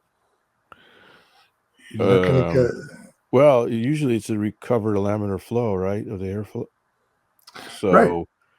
Maybe, I don't know, maybe at certain angles of attack, it still needed it. Maybe the rudder, to make the rudder more effective. Yeah, I don't know, at low speeds. That's interesting. All right, so for all you aerodynamicists out there, I'm dying to know, why are the vortex generators on the vertical stab of a 727? And are they on other big jets or anything else? So no, unless something weird happened with because the 727 is a third engine on the tail, right? Yep. So maybe there was some turbulent air caused by the the intake or something that they needed to clean up. Yeah, maybe so. But I had never even Things that considered keep that would be Terry a thing. asleep at night. Keep me from sleeping at night. Yeah, thank you. Awake at night. Yeah. Anyway, so and they've got that set up where you can walk through the seating area, and it was interesting. I assume this one was in service in the 70s, maybe the 60s, but they've got the original passenger seats in there, and the space between those seats. Like, oh man, what luxury that must have been. You could fit a whole, anyway. And so went through all that, and then as you turn the corner, there is a Travel Air mystery ship hanging from the ceiling, and they talked about what a novel new airplane the Travel Air was. Now, that's not the racer that you have, Fitz. You have what a Gilmore Red. Yeah. Okay. So it looks similar to that with the big radial out front. And this one's neat because it's got radiators built into the bottom of the wing. But yeah, that's high-tech stuff. Yeah. Back then. Yep. And they talked about what, all the different innovations that came with it and how it was super fast. It's quite literally leading edge technology. Huh? Yeah, right. So, so all those things, we did those kind of early on. We spent hours at this place, lots of neat stuff there. And then we identified early on that I wanted to go see the Submarine. And so we were getting towards the end of the day and the place is getting ready to close. I'm like, all right, we need to head towards the Submarine now before we don't get a chance to. And the way they've got it, apparently they moved locations a few years back. It was in one place for a few decades, and then they refurbished the Submarine and put it in a different location. They moved it. This is like, I forget how many 100 feet long the Submarine is, but just moving it was a huge ordeal. But anyway, there's a super long hallway that leads out to where the display area is now. And all along this hallway, there's different exhibits, like old World War II posters, and then kind of a diorama of what happened on the day the submarine was captured, yada, yada, yada. And my wife, God bless her, she loves to read every sign in a museum. So we're going down this long, long hallway, and she's trying to read them all. And I'm looking at my watch. I'm like, we got to go. And finally I said, you read the signs. I'm going to look at the Submarine. And so I went all the way down there. And Fitz, you would have loved this thing. It is super cool. It's, what class is it? You mentioned it to me, like a 9? I think it's a Type 7, but I was trying to look it up. Is it Type 7? I want to say it's a Type 9. I think it was launched in 1941. It was captured in 1944. But it was, I won't give away the whole story. You guys can look it up. It's U-505, the submarine. Basically, it was attacked by one of our hunter-killer groups out in the Atlantic, forced it to surface, and then the crew abandoned ship, and they set some scuttling charges, and they opened up the seacocks, but a boarding party from the carrier that was in that group, or maybe it wasn't from the carrier. Anyway, a boarding party went in there, and they were able to get rid of the charges and plug the seacocks back up and keep it from sinking. And they towed it to Bermuda, and so it revealed a lot of information about the German submarines at the time. And I think it was the first enemy warship captured on the high seas since the War of 1812. So okay, so I looked up real quick. You're right; it is a Type 9. Okay, it was captured in 1944. So Isn't that what I very said? late in the war. So it makes sense because Type 9s came out later than the Type 7s. I'm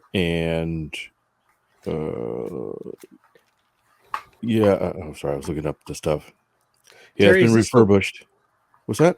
Sorry, Terry, is this the sub that started sinking and they were while they were towing it or something like that, and they had to go back there and make repairs, and I think there's something about the propellers turning or something like that. They had to Yeah. So when they attacked it, they jammed the rudders, and so when the Germans abandoned ship, it was turned full right.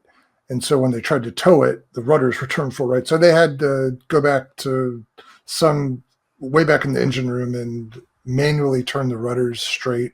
No, and not also the rudders, the propellers. Did I say but rudders? also, I meant propellers. Well, but there are two elements there. The rudders were an issue when they tried to tow it because they were turned. It wouldn't stay behind they were towing it with the carrier.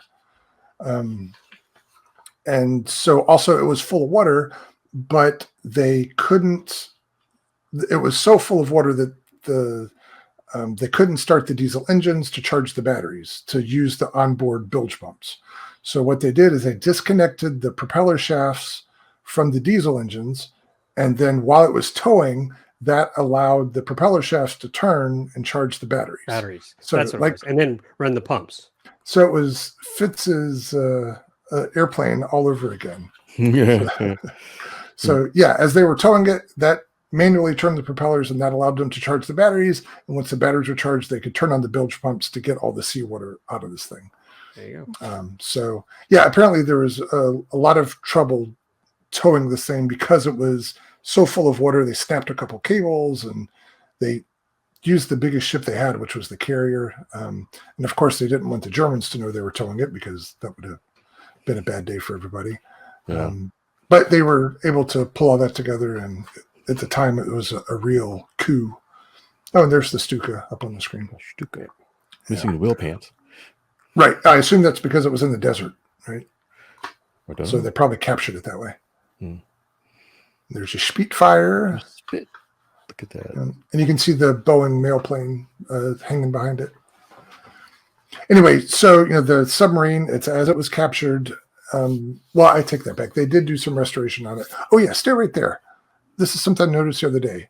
Those ailerons aren't fabric covered on the 727, are they? Or is that just some weird texture? I think that's scalping in the metal. Yeah, okay. Yeah. I would think that's weird.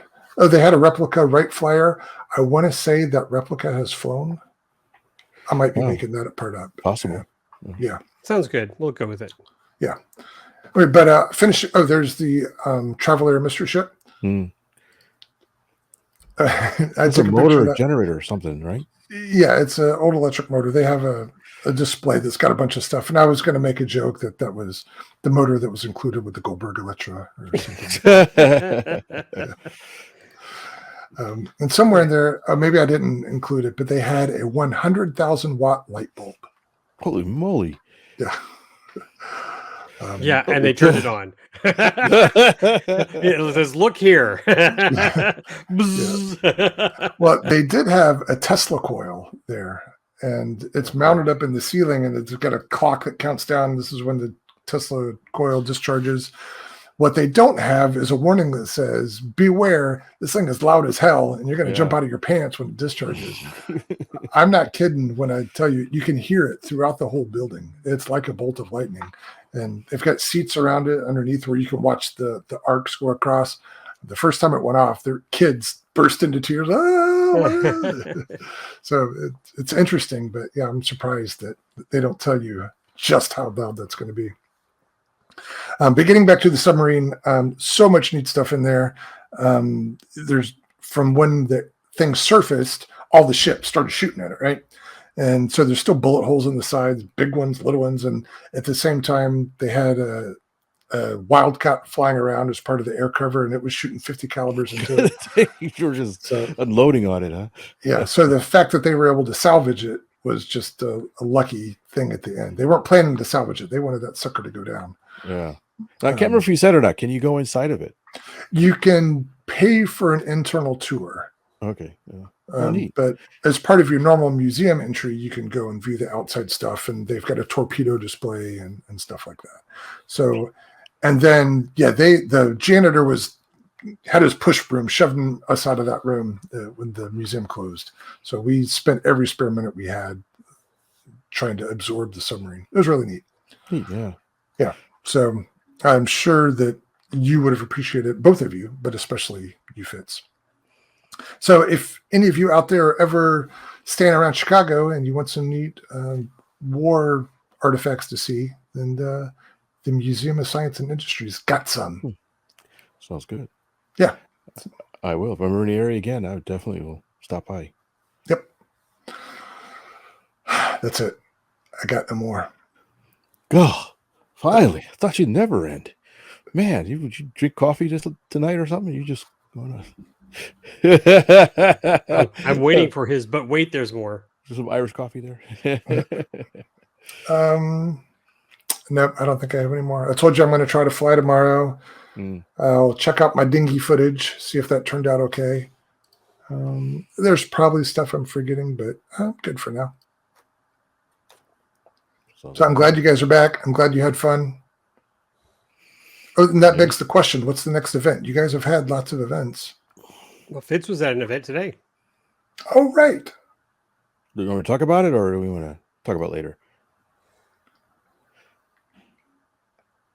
You should talk about it now. Okay, real quick. We can always split up the show if we need to. All right, real quick. I went to an F5J event, the glider competition. These are a limited motor run, and then you have to fly for like 9 minutes, 10 minutes, and then land. Precision landing, and any time over the time, you get heavily penalized. And anytime under that time, you get penalized a little bit, depending on how much. This is the showing some pictures of now and the rewards and stuff. And I've never been to an F5J event that I can recall. I've been to other glider events, but not this particular one. And are those 3D printed trophies? It looked like they were. Yeah. At least the gliders were. Yeah, they're pretty nice. So it was a nice event. They had about a dozen pilots or so. And yes, we are somebody. Okay. Go ahead. So what am I going to say? It's an interesting event because they launch. This is one thing is I didn't realize is basically you can fly anything as long as it's under a certain size. So it wasn't like a specific model or a class. It was basically 4 meters and less.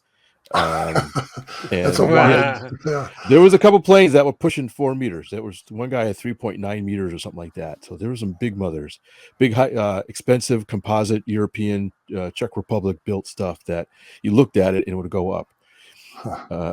And actually, the guy on the right is one of my club members. He was out there helping the time, just looking around. And the guy on the left this was at the Fort Bend RC Club, very nice club. My first time out there. And that gentleman knew of us, knew of me, and I talked to him a little bit. And he was flying that plane. It looks like just a big scaled up gentle lady or something. Well, it looks like, what was that Tower Hobbies? The Vista? Didn't they have a big Vista? Maybe I'm making either a big up, Vista or this is just a Vista Super XL-ish thing. Yeah. I was kind of surprised. That's why I asked. I thought these were all supposed to be real fancy, but this guy had a balsa plane.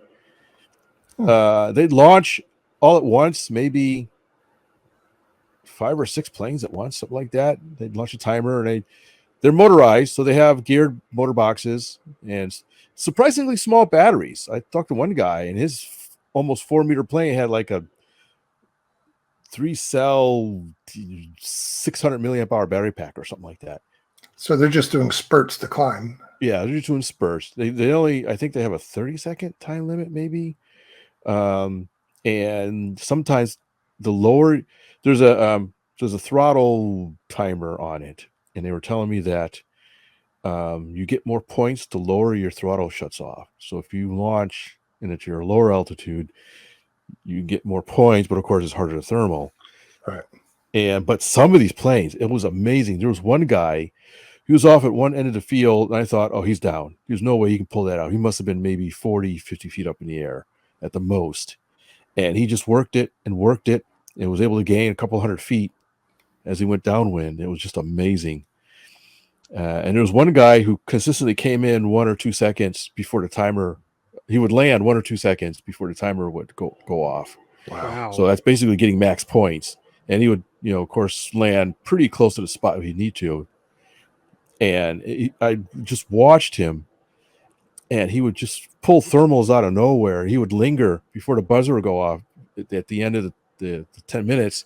He would come down and just linger right above the runway at about 30, 40 feet, just working a thermal or zero sync.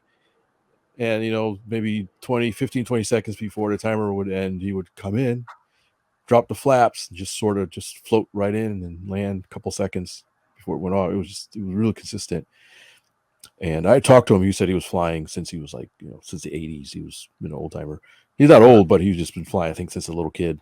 So here's one, we're showing some pictures. This guy just about to land. You can see like a thing on the ground. That was actually a piece of measuring tape they can use, and a little orange cone. And so they would come in and try to land. These gliders are really, really beautiful. Fairly modest power setups. They were nice power setups. They weren't like the was it FIB? They weren't like the flying arc welders that would just go straight up at 100 miles an hour. These had a nice climb rate, but they just looked like they were able to thermal so well in these things, just at will practically. So and very, very much high tech carbon composite foam, whatever, construction. Various, some are polyhedral, some are sort of like this one is not quite flat, but sort of a gradual dihedral. This one I always thought was kind of nice, just very colorful and more traditional looking. But it was an interesting event. The weather was nice for it, and they this is their third year at the club holding it, and they seem to be pretty popular. They were drawing people from Austin and Dallas and so forth. So those people are driving hours to get here. And he says each year seems to be better and better. So looks like they'll be doing this for a while. So you did not participate. You just spectated. I just spectated, took some pictures, took a little video, and that was it. I was just curious, and I couldn't stay out that long anyways. I need to get back and to work on some stuff. So, and I'm not sure if Chris's last name is Reha. I don't know if you met him, but he's the organizer. Yeah, he's a CD. I talked to him a little bit. Yeah, I can't remember his last name, but he also competed. He was a CD and he competed a little bit. Yeah, so we'd heard about this, and I had reached out to Chris saying, that's something Fitz and I think would love to do, and just to go hang out. I unfortunately just had some family matters that tied me up. So thank you for going, Fitz, because that would have been fun. So yeah, we were listed as a sponsor. Yes, we were. We shared the event. We talked about it. Yeah, okay. So I put some chatter out there. I thank Chris for sticking our sticker up there for it. So yeah, that's nice.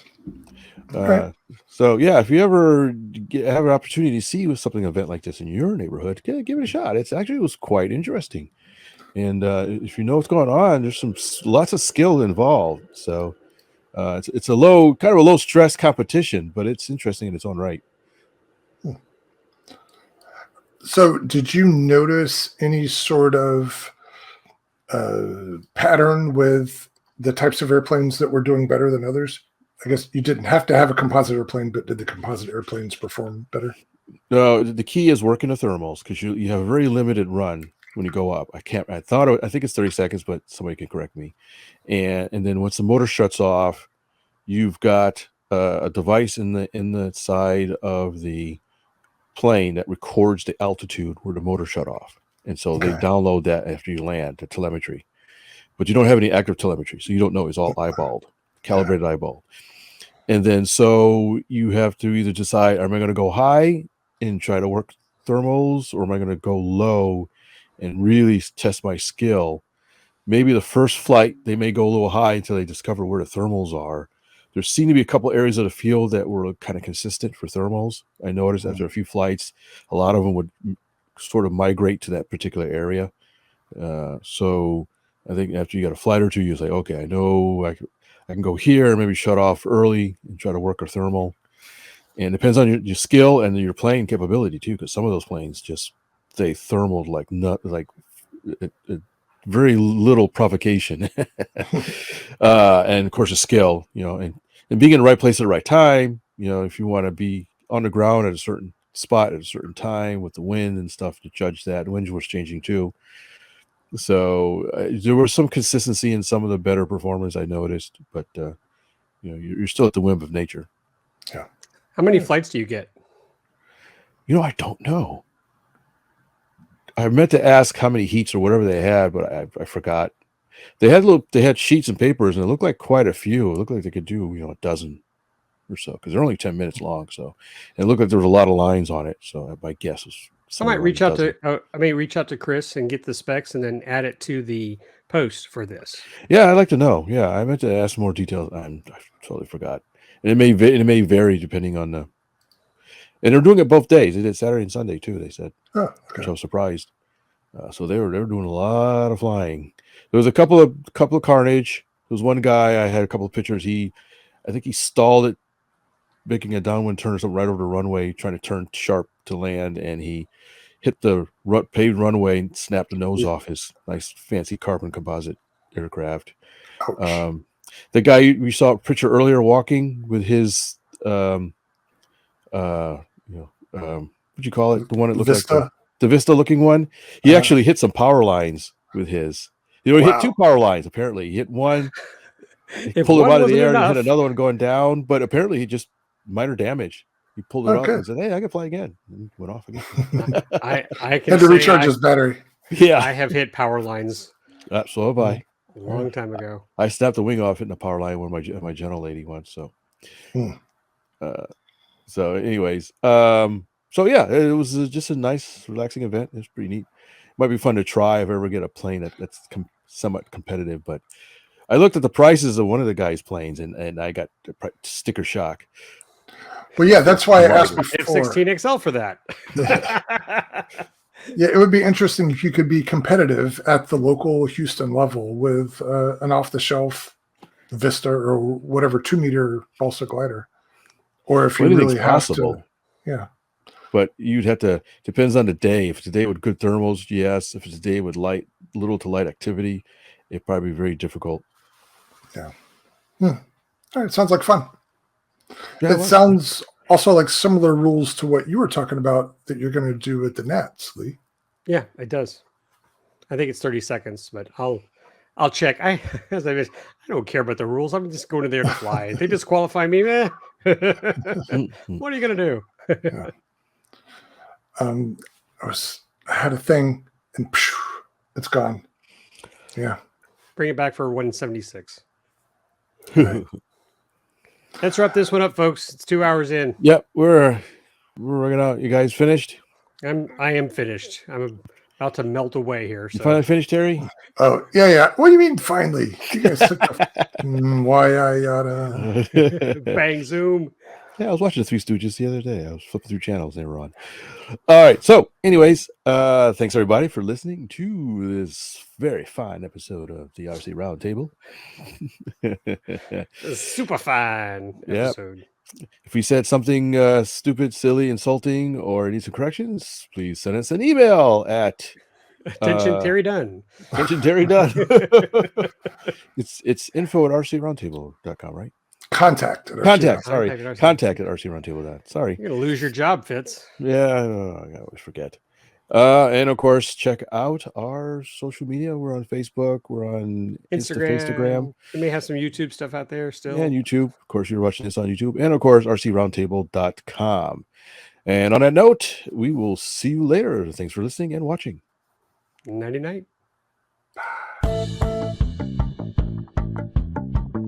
Please visit our website at rcroundtable.com, where you can send us comments and suggestions or listen to our other great podcasts, where you will also find links to our iTunes and social media sites.